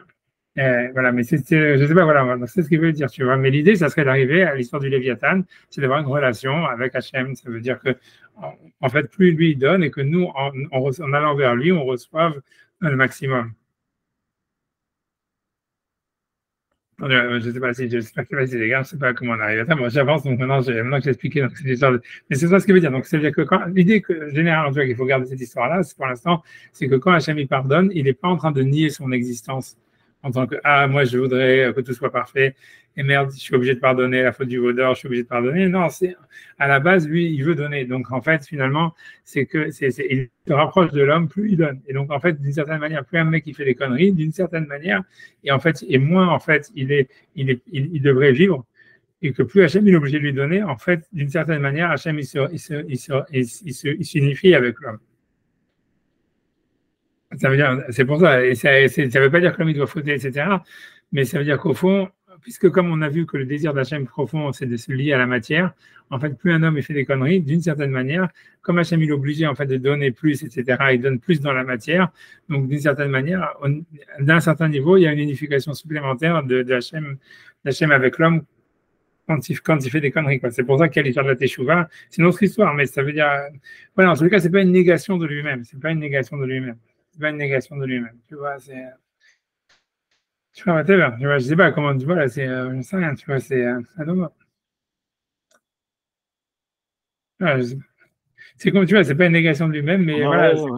On aurait tendance, quand on fait des conneries, à se sentir, on va dire, justement, à vouloir s'exclure du regard d'Hachem, alors que toi, tu dis qu'on y est vraiment, on est exposé en pleine lumière, quoi. Ouais, c'est L'Agma dit qu'il n'y a personne qui fait des filotes les plus hautes filotes d'une personne, c'est quand un voleur il rentre chez quelqu'un pour le cambrioler et il dit que le voleur, toute la seconde, il dit pourvu que je ne me fasse pas avoir, pourvu que je ne me fasse pas avoir. Et c'est un midrash qui dit ça. Elle dit que la tête de la madriga ultime, c'est plus que la madriga du Kohen Gadol quand il va dans le Saint des Saints pour amener la Kétoret. C'est ce que tu vois. Et simplement que sa vie elle est en danger, et tout ça, etc. Et voilà. Et donc, c'est un midrash qui dit ça. Donc, en fait, la midrash dit, tu vois, ça veut dire ne crois pas que quand on fait des avérotes, on s'éloigne d'Hachem. Au fond, tu vois, c'est pas évident. On se fait du mal à soi-même, etc., etc., etc. On fait du mal à son neshama, mais on s'éloigne pas d'Hachem, tu vois. Au contraire, tu vois. Mais c'est évident que quand on est dans une situation de risque, c'est là où on sent on est le plus proche. Oui, non, ça c'est clair. Hein, voilà, mais ça veut dire le mec. Voilà, le gars qui va recevoir un coup de fusil parce qu'il est dans la nuit pour chaparder, c'est sûr qu'il demande, il est très proche d'Hachem. Oui, c'est évident ce qu'il dit ça, ouais. Mais c'est pour ça, mais ça veut dire, donc voilà, donc le type il est en train de faire une avéra et tout ça, mais voilà, il n'est pas éloigné d'Hachem. Avec moi, il dit n'importe qui fait des avérotes, en général, tu vois, il est plein d'espoir en Hachem parce qu'il sait il sait qu'il prend des risques, il sait qu'il fait mal, il sait qu'il truc, etc. Donc en fait, il a une sensation, ça veut dire, voilà, quoi. Dans la avéra, est-ce qu'on peut dire, par exemple, pourvu que je digère bien cette pomme le jour de Kippour? Je crois que je digère bien. Et on demandait à ce qu'on digère bien, qu'on n'ait pas une indigestion de fait de manger une pomme un jour de Kippour, par exemple. Ouais, pourquoi pas? Non, enfin, c'est aussi c'est une avéra verticale, c'est pas une avéra horizontale. Ouais, mais c'est vrai, non, il y a pas de... Quand on fait une avéra verticale, est-ce qu'on est proche d'Hachem? Oui, qu'est-ce que je te dis? Tu vois, c'est une chéla, une grosse chéla, tu vois, c'est connu à travers. C'est la chéla, il n'y a pas de chéla, parce que si quelqu'un il mange à Yom Kippour, il doit faire de la carte Amazon, ça, c'est tout le monde est d'accord. La question, c'est jamais, non, c'est vrai, c'est vraiment à la halakha, tu vois. Bien sûr. Et même une chéla, ce qu'il doit dire Retsé, parce que Yom Kippour s'appelait Shabbat, Shabbaton. Donc la chéla, c'est est-ce qu'on doit dire Retsé, on ne doit pas dire Retsé. Mais par contre, là où il y a une chéla, où c'est plus discuté, c'est si jamais quelqu'un il mange pas cachère. Ou qu'il mange des produits volés aussi. Il y a une chéla. C'est le produit volé, le passou qui dit clairement que si quelqu'un il a volé de l'argent ou il a volé quelque chose et le mange, il ne doit pas faire de la Amazon. Ça, c'est l'agma qui dit. Parce que ça serait insulter Hachem encore plus, tu vois. C'est comme, la vente d'un chien ou bien la prostituée, quoi. Hein. On ne va pas l'apporter, l'agneau que la prostituée a reçu, on ne va pas l'amener en corban. T'as raison. Ouais. Ouais, mais voilà, ok, c'est notre histoire, mais parce que tu vois, la prostituée, c'est vraiment compliqué. Mais tu vois, mais parce que l'histoire de savoir c'est l'argent. C'est l'histoire de Léviathan, vous avez le tour de tourner la tête, quoi. Non, j'en sais rien, mais bon, mais t'as raison. C'est compliqué. Mais le truc simple, c'est que il y a un passage qui dit clairement que quelqu'un qui a volé de l'argent et qui mange quelque chose qu'il a volé, il ne doit pas faire de la Amazon dessus.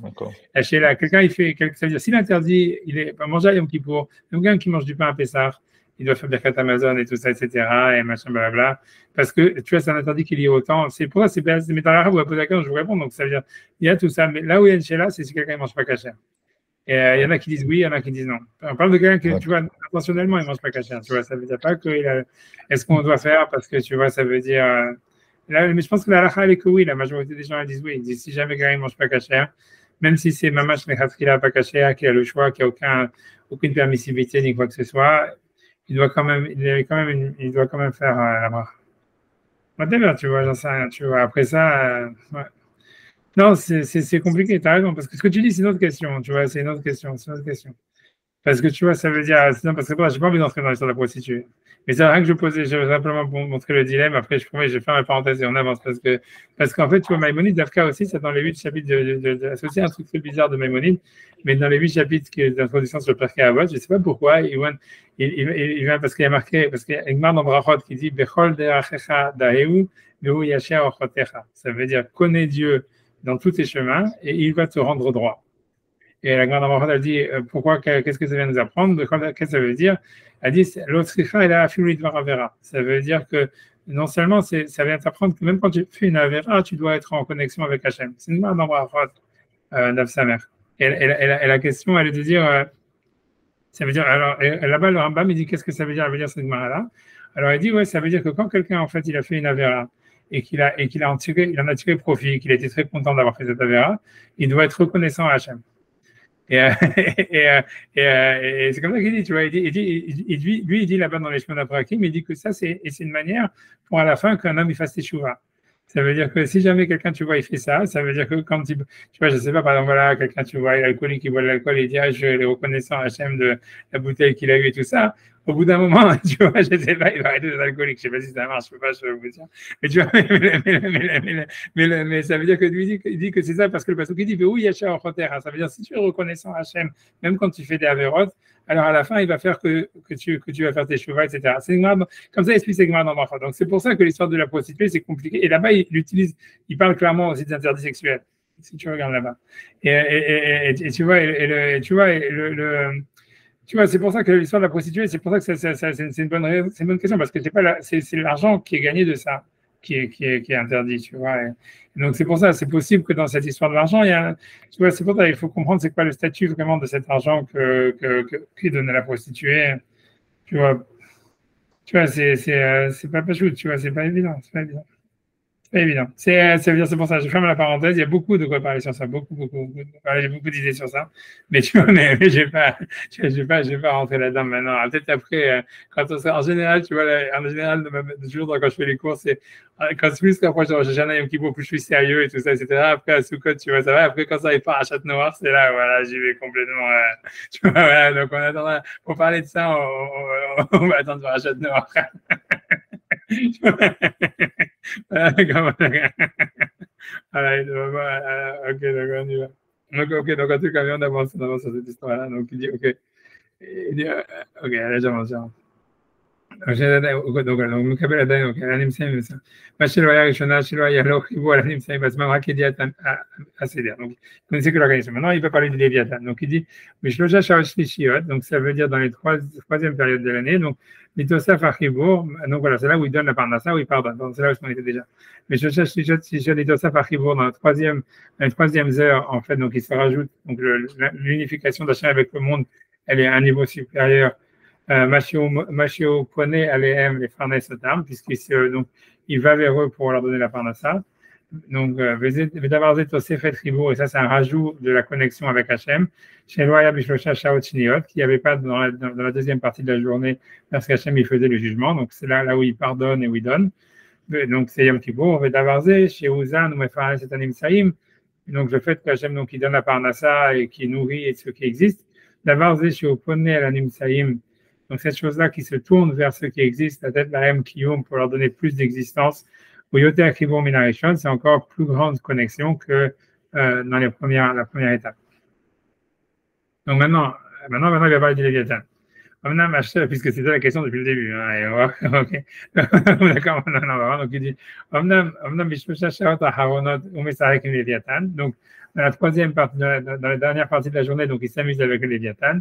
Asrok Azé ou Chibur Aratson Legamre. Donc lui il dit, donc ça veut dire cet amusement qu'il a. Donc tu vois, comme une fois, donc je sais pas si vous voyez toujours. Bref, mais c'est sûr que c'est une connotation sexuelle, quoi. Je veux dire, tu vois, il est marqué comme il est marqué avec dans Avimelech, Avimelech et Yitzhak, mais Sachek et Dishto, ça veut dire qu'il s'amusait avec sa femme.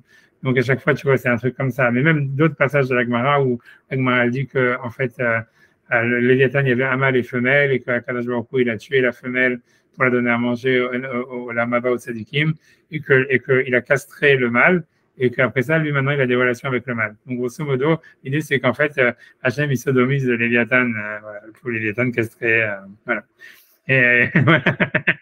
Et sur ça, les Mekoubalim me rajoutent parce que il y a un livre qui s'appelle Pek Shia. Mais ça, c'est ni au sujet. Il y a un livre qui s'appelle Pek Shia, où ça dit, c'est un truc, tu vois, c'est un truc un peu kabbalistique et tout ça qui dit sur chaque chose, qu'est-ce qu'il dit, etc.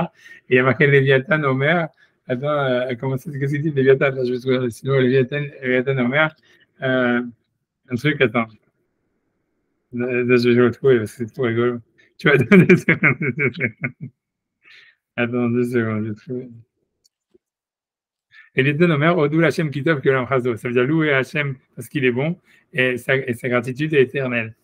Et c'est toujours comme ça. Léviathan, sur tous les animaux, ils disent quelque chose, Léviathan, il dit ça. Et le Yavetz, que c'est un commentateur du Père Shira, kabbalistique, il dit en fait, il dit l'explication pourquoi est-ce qu'Hachem dit louer Hachem parce qu'il est bon, parce que sa gratitude est éternelle. C'est parce qu'en fait, le Léviathan, il avait peur qu'en fait, tu vois, ce soit lui qui soit tué. Et alors qu'en fait, non, il a tué sa femme. Et tu vois, alors bien que lui, après, il se fait sodomiser tous les jours par Hachem, mais il est content, tu vois, moi, il a envie, tu vois. Tu vois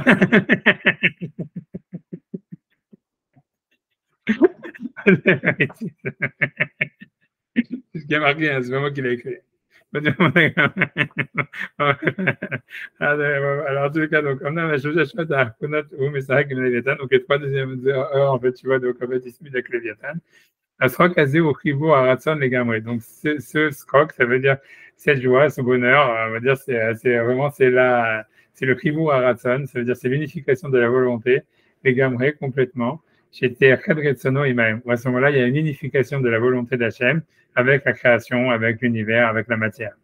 Tiens, Davar Yoter Chibo al Davar Yoter, donc il n'y a rien qui est plus unifié à une chose que Mimash Shamar Shiu Mesachek Imaleviatan. Du fait qu'il est que plus que d'avoir donc ces crocs avec le Léviathan, qu'a priori c'est sodomise de Léviathan. Ben aussi volaire.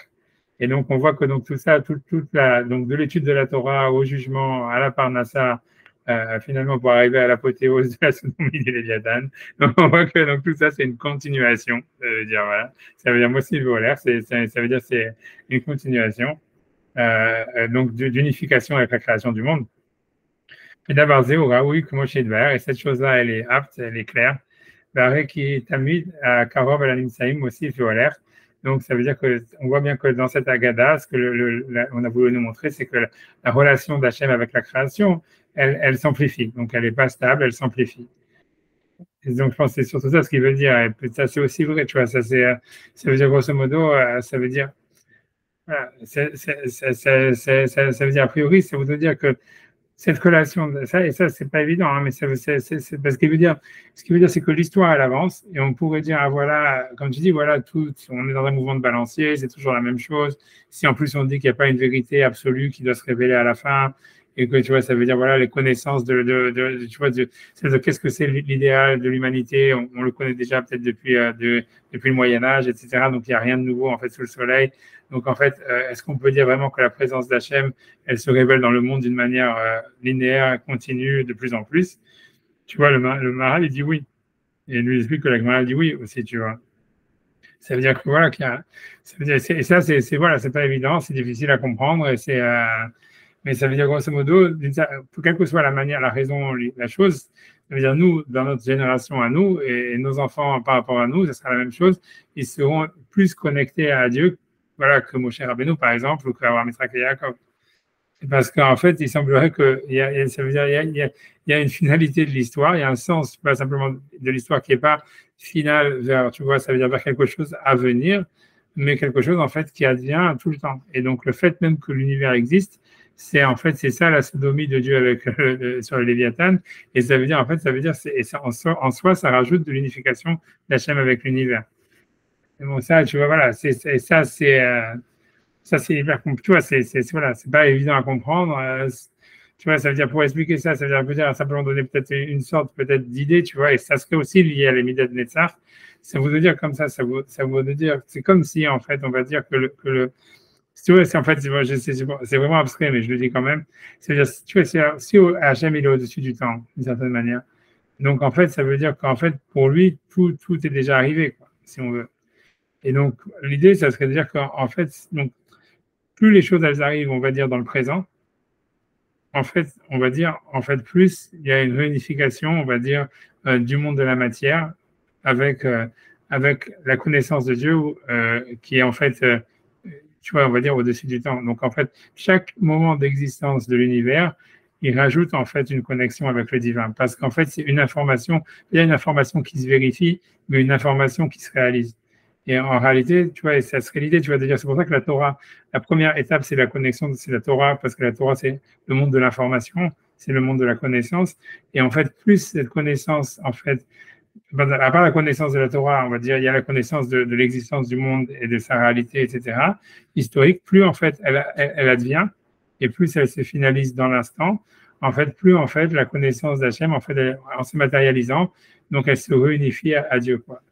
Donc, il y aurait, tu vois, ça voudrait dire, grosso modo, c'est pour expliquer ça de manière un peu, tu vois, peut-être moins abstraite, mais aussi très abstraite, ça voudrait dire qu'en fait, c'est comme si tu disais que l'espace-temps, en fait, dans lequel on est, il est inscrit dans une autre dimension, et que cette dimension, a priori, ce serait la dimension de la connaissance ou de l'information, et que donc, en fait, quand quelque chose, en fait, se réalise dans l'espace-temps, au niveau de la dimension sur laquelle elle existe, où l'espace-temps s'inscrit, on pourrait appeler ça l'information, tu vois, ça veut dire là où déjà tout est déjà arrivé, parce qu'on est au-dessus, comme s'il y aurait une dimension dans laquelle l'espace-temps doit exister, puisque toute dimension existe dans une autre.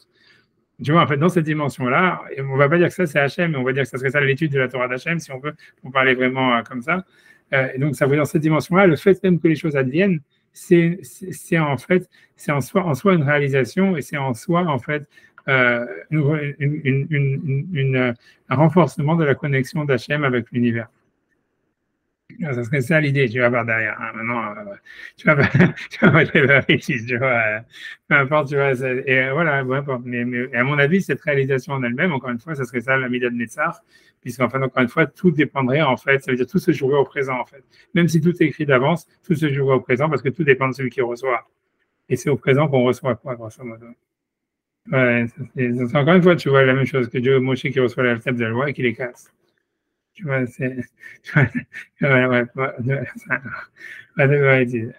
j'avance, tu vois, après avoir dit ça, là, on avance.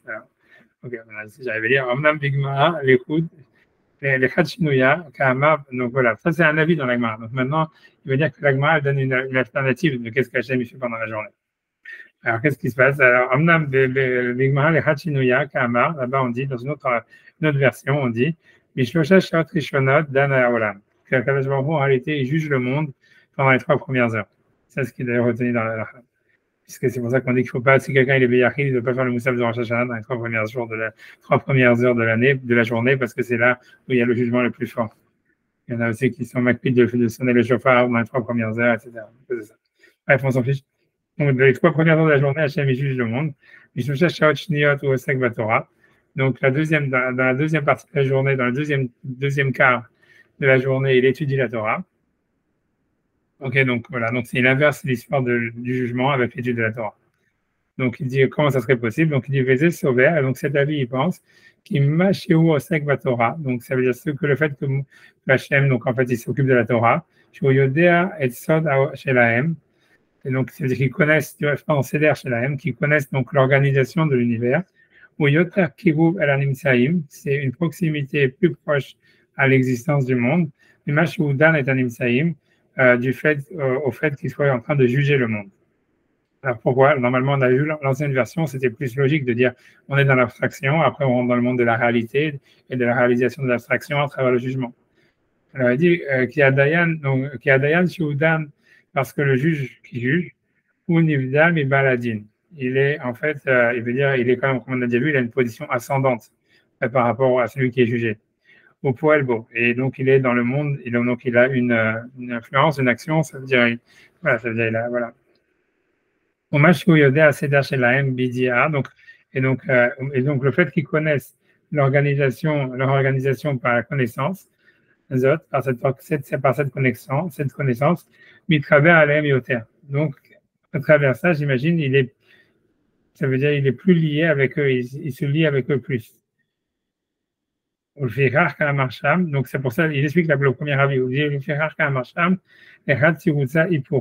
ça veut dire le fait de connaître l'ordre de l'organisation, il ne parle plus du Dayan, non, celui qui étudie la Torah. Donc quand tu réfléchis sur l'organisation de l'univers, donc là, il est plus lié avec la connaissance, avec l'homme, avec la création, plus que s'il juge. Parce que dans l'intervention, dans le fait de juger, il y aurait déjà une séparation d'Hachem du monde, quoi. Une déconnexion. Donc c'est pour ça que, comme on va dans une manière linéaire pour savoir quelles sont les étapes de la révélation du divin dans le monde de la matière, donc selon cet avis, selon le deuxième avis, d'abord l'étape la plus éloignée, c'est le jugement, parce que le juge il est au-dessus de celui qui est jugé et il est actif sur lui, etc. Et celui qui est jugé fait que recevoir, etc. Donc il n'y a pas de mouvement, voilà. C'est-à-dire, voilà, c'est intéressant. Hein.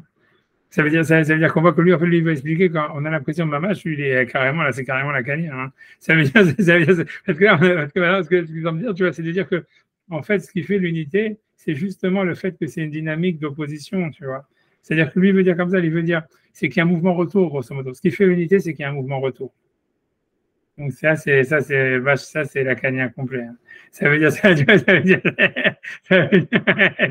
ça veut dire voilà, tu vois, parce que tu vois, c'est ça l'histoire, parce que tu vois, j'avais même pas compris ça jusqu'à maintenant, mais là je vois, c'est ça ce qu'il veut dire, parce qu'il veut dire, lui veut dire en fait ce qui fait l'unité, c'est enfin dans ce paragraphe-là, il veut dire ce qui fait l'unité, c'est qu'il y a un mouvement retour de l'autre. Ça veut dire c'est si jamais en fait tu vois.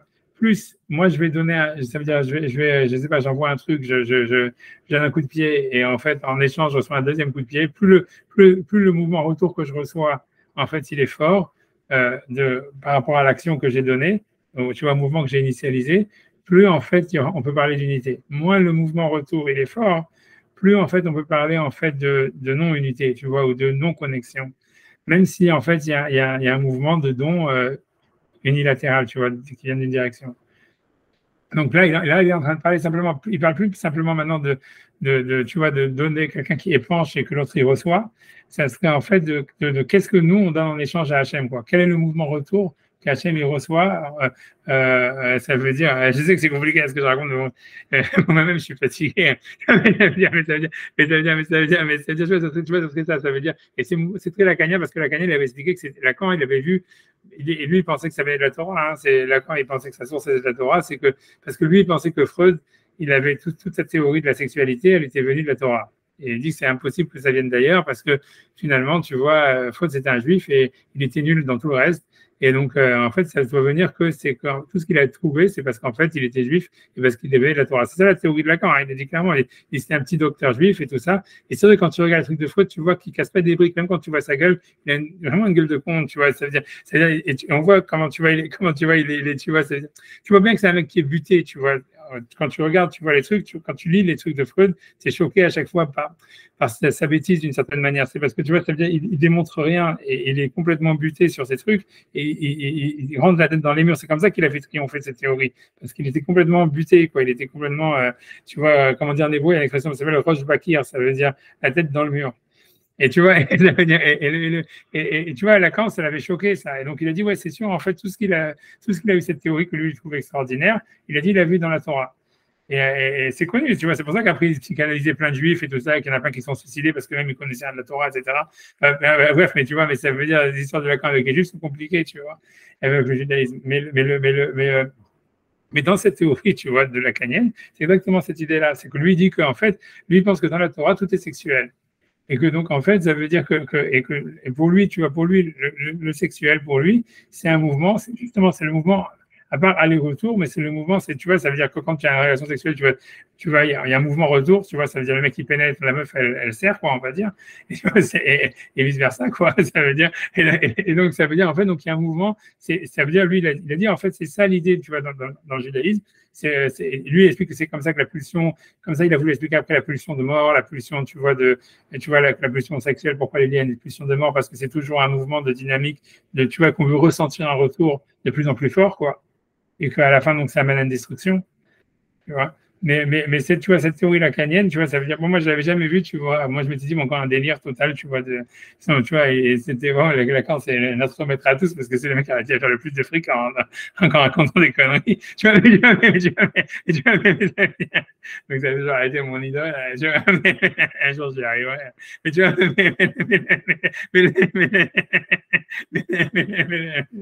je suis sur la bonne. Mais enfin, ouais, mais non, mais ce que je veux dire, tu vois, ça veut dire, voilà, mais je m'étais toujours dit, c'est une connerie, tu vois, comme d'hab. Mais là, je vois que le Maral, il me dit, tu vois, donc c'est bizarre. Mais ça veut dire, tu vois, ça veut dire que voilà, il y a une source, le Maral, il dit ça, il dit, parce qu'il veut expliquer comme ça, lui, il veut dire que, la raison du deuxième avis qui pense qu'en fait, tu vois, ça veut dire, d'abord Hachem est juge, après il étudie la Torah. Alors que, tu vois, il s'est dit, voilà, normalement, tu vois, le juge, il est déjà dans le monde de l'action, donc il devrait être une connexion dans le monde de la matière plus grande que celui qui étudie, tu vois. Donc ça, c'est ta question.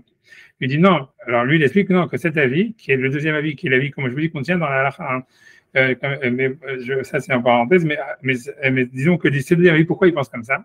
C'est parce qu'il pense qu'en réalité, dans l'étude de la Torah, il y aurait déjà, donc quand on va comprendre quelque chose, ça veut dire qu'il y a un mouvement d'aller-retour. Ce qui veut dire, c'est qu'il y a moins de déséquilibre entre, imaginons, il y a moins un déséquilibre entre quelqu'un qui apprend un sujet, qui apprend une connaissance, on va dire même théorique, ou un système qui analyse un système, qui intègre un système, et le système.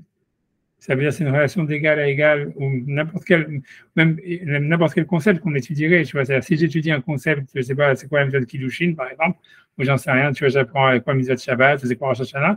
En fait, la relation entre moi et Rosh Hashanah, quand j'étudie Rosh Hashanah, elle est plus d'égal à égal que, donc il y a un mouvement d'aller-retour entre moi quand j'étudie Rosh Hashanah et moi. C'est le Rosh Hashanah m'apprend des choses, moi j'apprends Rosh Hashanah et donc Rosh Hashanah reçoit des choses de moi et en retour il me donne quelque chose. Donc en fait, ça serait une relation avec un mouvement aller-retour plus que celui qui juge et qui va attribuer des choses aux choses en disant celui-là il est tzaddik, celui-là il n'est pas tzaddik, celui-là ça, celui-là il doit vivre. C'est parce qu'il dit que dans le juge il reçoit rien ou il reçoit très peu en mouvement retour de celui qui est jugé. Et donc, c'est pour ça que lui dit que cet avis-là, il pense que donc le fait d'étudier, ça serait, même si c'est plus abstrait, ça serait une relation, une unification d'Hachem avec le monde plus grande que celle de juger. C'est là ce que le Maharal dit et c'est hyper lacanien. Et c'est super intéressant parce que, par exemple, tu vois, si on dit que voilà, Rosh Hashanah, c'est le jour où Hachem juge le monde, en fait, ça montrerait pourquoi est-ce que nous, en fait, on doit se rapprocher d'Hachem tellement ce jour-là, tu vois, parce qu'en fait, dans le jugement, en fait, ce serait une séparation d'Hachem avec le monde, puisqu'il se met en position de, tu vois, ça veut dire suprême, en position, ça veut dire, il va donner maintenant, ou il va juger, il va rien recevoir en retour.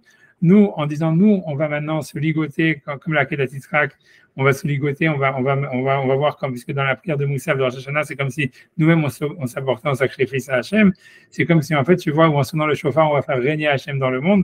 On dévoile le royaume, la royauté d'Hachem dans le monde. C'est en fait parce qu'on donne quelque chose en retour à Hachem. comme si tu vois que même s'il juge, puisque dans le jugement, il y aurait un éloignement et donc il y aurait un mouvement, tu vois, une littérale où si tu veux, on est écrasé par Hachem et nous, on lui donne rien en retour. Donc en fait, on se sépare d'Hachem. L'idée, c'est que non, si Hachem vient nous juger et donc se séparer de nous, nous, on doit lui donner quelque chose en échange. Et la manière de se donner en échange, c'est de se rapprocher encore plus de lui, tu vois. C'est très, très rigolo. Parce que tu vois, ça fait vraiment penser, tu vois, parce que tu vois, c'est comme si, en fait, c'est comme si on est en train d'essayer de draguer une meuf qui essaie de s'enfuir de toi, tu vois, c'est super bizarre, tu vois, tu fais, parce que tu vois, Hachem, lui, en se jugeant, en fait, il veut s'éloigner, en réalité, parce qu'il veut se mettre en position en amont, et au fond, en fait, et c'est comme si lui-même, en fait, il serait, ça veut dire, c'est une nécessité qu'il a de juger, mais qu'en fait, mais que ça serait en fait ça serait contre la création du monde, c'est comme si, en fait, dans ce jour du jugement de Rosh Hashanah, il y aurait quelque chose qui serait anti-création du monde. Tu vois, parce qu'en fait, lui, Hachem, en créant le monde, il a voulu donner, il a voulu surtout créer de l'unité, tu vois, avec quelque chose qui n'était pas lui. En jugeant, il est obligé de se séparer de la chose qu'il a créée. Et que donc, tout notre travail au Rosh Hashanah, ça serait en fait de revenir, tu vois, ça veut dire de lui sauter au cou, quoi. Tu vois, ça veut dire de dire, tu vois, non, pas si vite, tu vois, on est là. Ça veut dire, tu dois garder une connexion avec nous, on te donne, on va sonner le chauffard, on va te faire régner dans le monde, ça veut dire, on va lire la Kedat Yisra, que c'est comme si nous-mêmes on sacrifie dans la chaîne, on va parler du Mashiach, ça veut dire, on va parler de la manière dont il est dévoilé dans le monde, etc. Tu vois, de tout ça, ça veut dire, en fait, c'est comme si, ouais. Et on va le faire exister. On va le faire exister d'une manière, en disant surtout, ouais, on va l'unifier, en fait, on va signifier à lui. C'est-à-dire, en fait, c'est comme si Hachem, le jour de Rosh Hashanah, c'est dans un mouvement de retrait, dans un mouvement, en fait, tu vois, ça veut dire, voilà, de retrait, comme s'il cherchait, en fait, à se séparer de nous, en nous jugeant, puisque le jugement, en fait, c'est, comme il dit, il n'y a rien en retour. Donc, en fait, c'est une position, en fait, où, voilà, Dieu, il est sur son trône de justice. Ça veut dire, en fait, le trône de justice, ça voudrait dire, Hachem, si tu veux, il se sépare du monde. Et en fait, il prend une position où en fait, il est, tu vois, voilà, au-dessus. Et en fait, ça, en fait, c'est contre la création du monde. Et voilà. Et nous, en fait, notre travail, c'est de revenir. En fait, c'est nous, en nous rapprochant d'Hachem, qu'en fait, on referait revenir à la création du monde, tu vois. Et parce que tu vois, mais c'est très intéressant parce qu'on voit bien que c'est peut-être plus que du Timsoum, etc. Ça veut dire, Hachem, quand il a créé le monde, il a créé quelque chose qui n'était pas parfait, il a créé une merde en réalité. Et en fait, c'est pour ça qu'Hachem, il veut la juger. Mais donc, ok, tu peux dire, voilà, Hachem, il a créé une merde, bon, ça, c'est fait, tu vois, et le monde est créé, tout va bien. Mais en fait, non, l'idée, c'est que pour Hachem avoir fait une merde, tu vois, tu vois, ça, c'est contre nature, on va dire. Donc, tous les Rosh Hashanah, il va juger, ça veut dire dans le sens où, en fait, il s'éloigne de la chose qu'il a créée. Et en fait, il remet en question pour exister, lui, plus, tu vois, en tant qu'existant unique. Et en fait, donc, et nous, en fait, notre idée, c'est de dire, c'est de profiter de ce moment-là pour se rapprocher d'Hachem. Et justement, en fait, c'est comme si, en fait, maintenant, et comme grâce à ça, le monde, il sera moins une merde, quoi. Tu vois, ça veut dire, tu comprends l'histoire.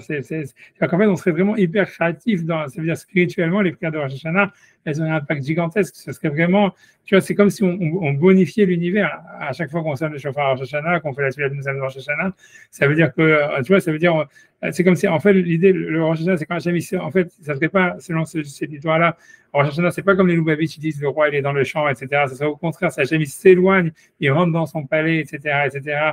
Et en fait, il est dans une position complètement, tu vois, assis sur le trône de la justice.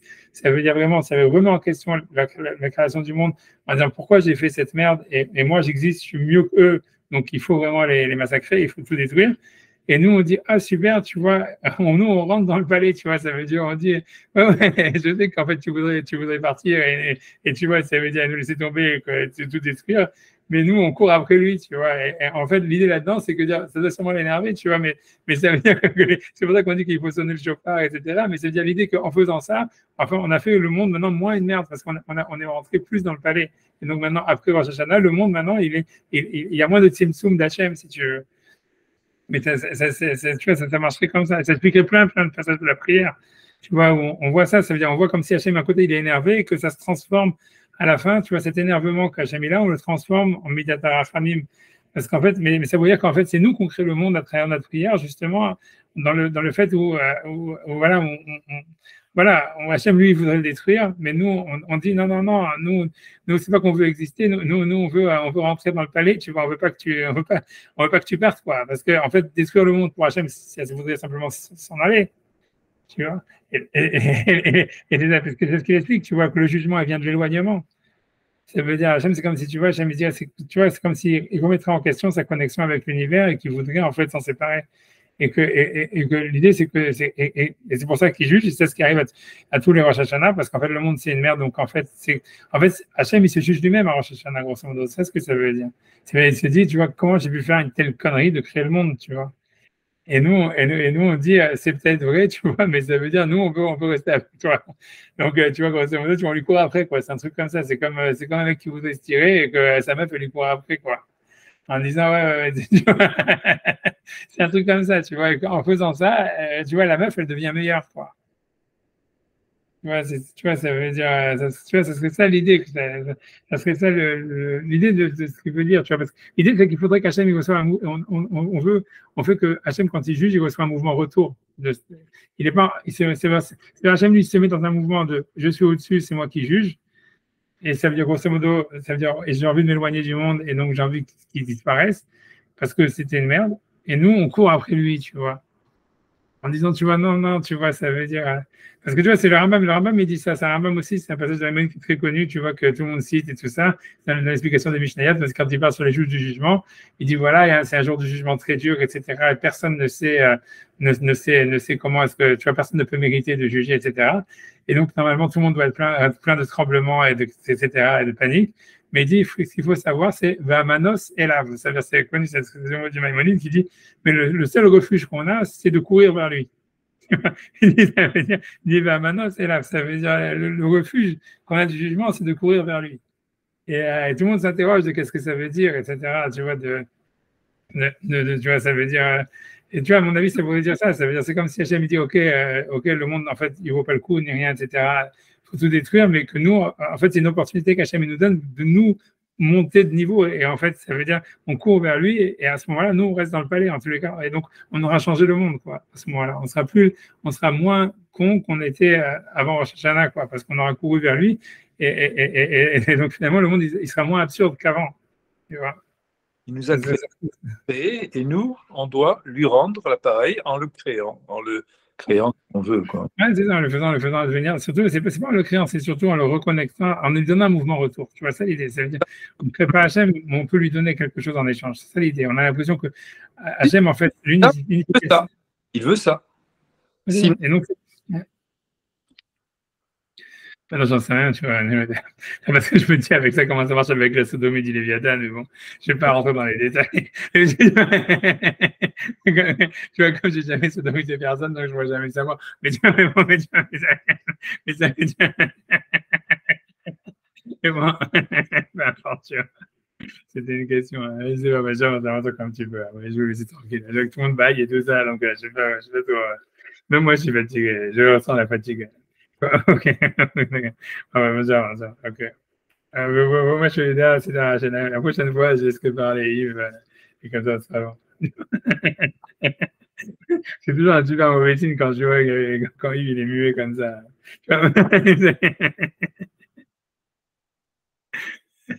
Non, mais j'assimile, j'ai rien à dire. J'essaye d'assimiler un petit peu, là. C'est vraiment des idées incroyables, quoi. Donc, j'ai pas besoin de rajouter quoi que ce soit.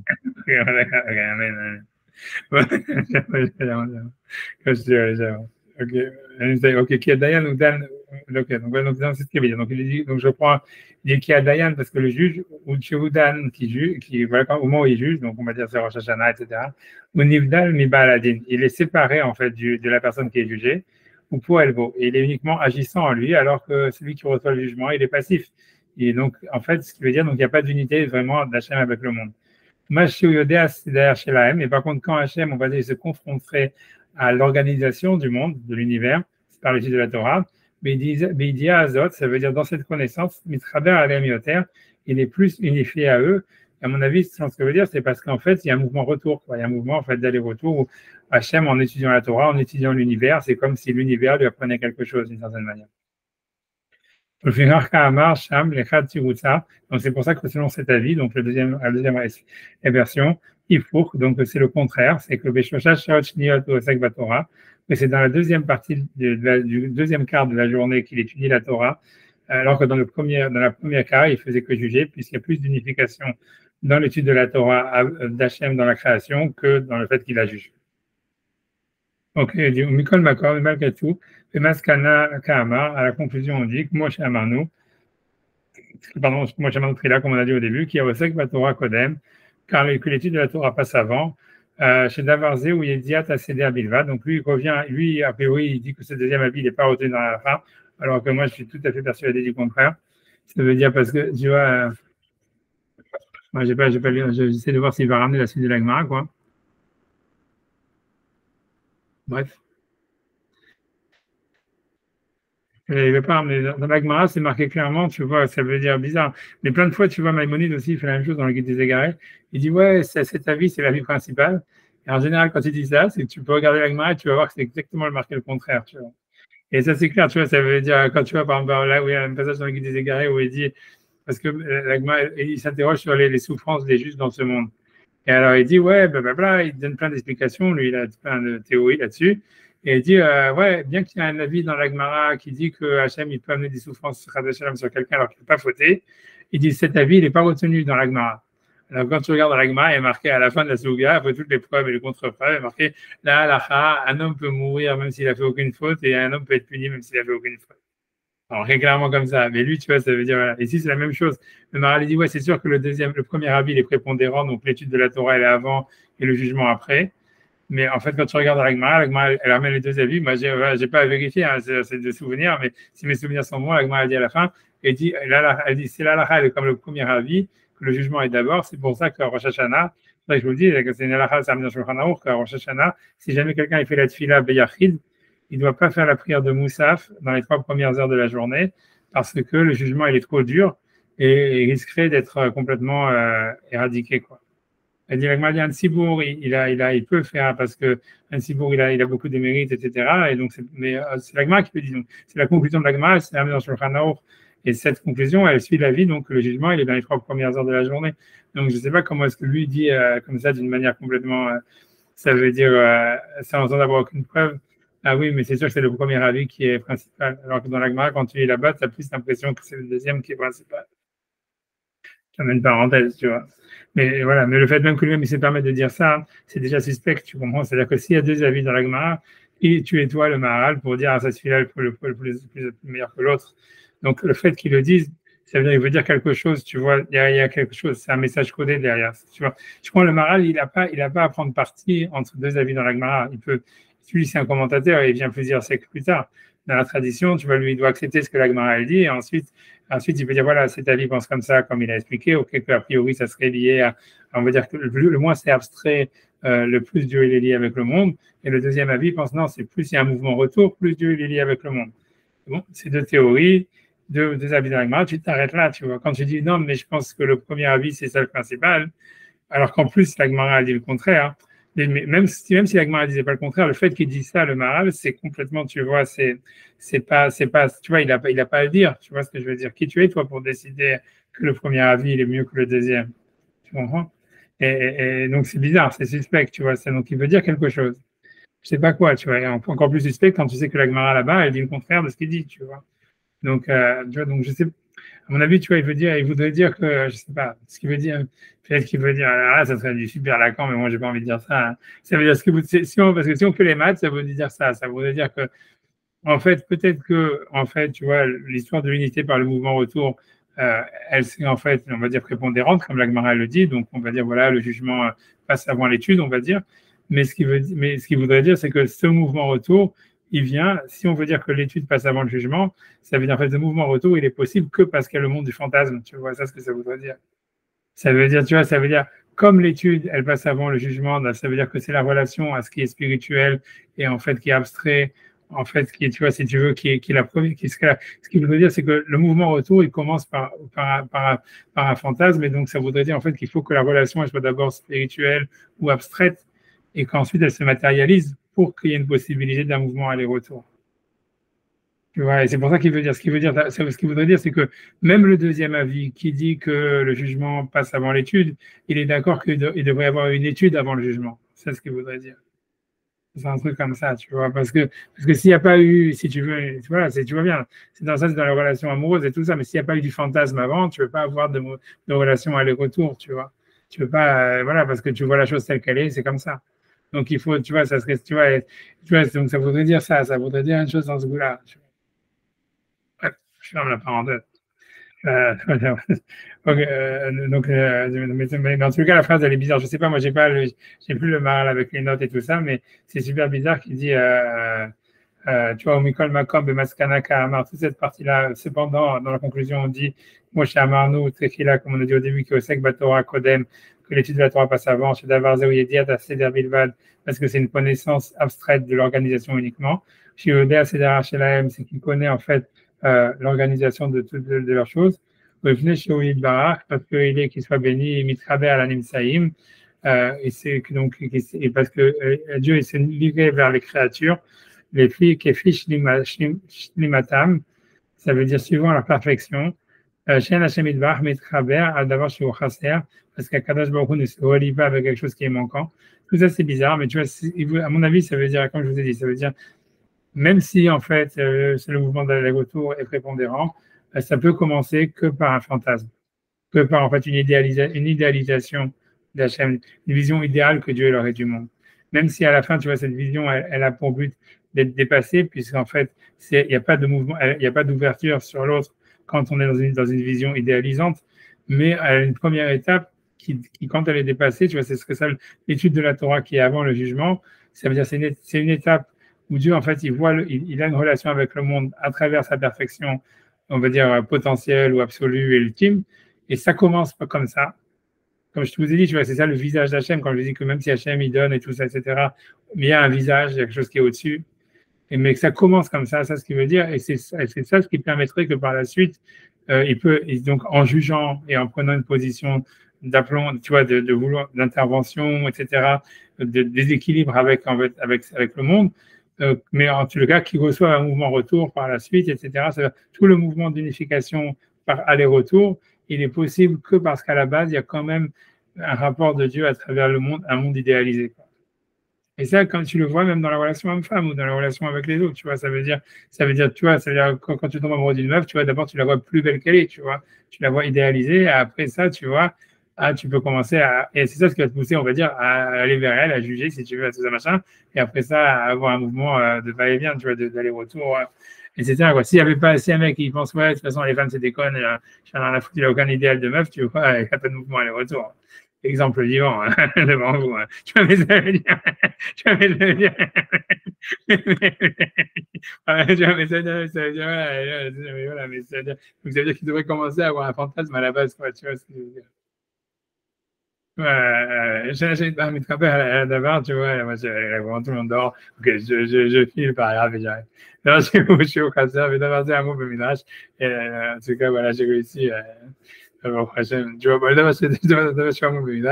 et les Toldot Hashamaim Baaretz, voici les engendrements donc du ciel et de la terre. Behi Baram, donc quand ils ont été créés. Beyom Asot Hashem Elohim Eretz V'Shamayim. Le jour où Hashem il a fait, donc le jour où Hashem Elohim, voilà, il a fait la terre et le ciel. Donc le problème, c'est qu'il y a, à mon avis, il va y avoir une inversion entre le ciel et la terre. Au début, on parle du terre et du ciel, du terre et de la ciel, etc. Ok. Bon, je vais d'abord un mot, mais excusez-moi, j'ai des messages à cause de ça, mais je vais me reconcentrer. Ok, d'accord.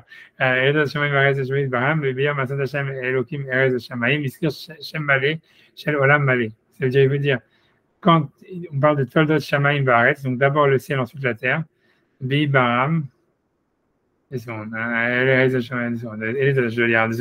Toldot Shamaim Baaretz, Bi Baram, Biyam Asat Hashem Elohim Erez Shamaim, Iskir Shem Malé, Al Olam Malé, qui en a la Shemid Barach Kibou Al Damar Haser. Ok, c'est ce que. Ok, d'accord, donc il dit, moi je lis ce qu'il dit, je lui mirage. Et voici les engendrements du ciel et de la terre, Bi Baram, quand ils ont été créés. Beyam Asat, le jour où Hashem Elohim, donc le Hashem Elohim, il a fait Eretz Veshamaim, le ciel, la terre et le ciel. Alors le Midrash là-bas, il dit Iskir Shem Malé al Olam Malé.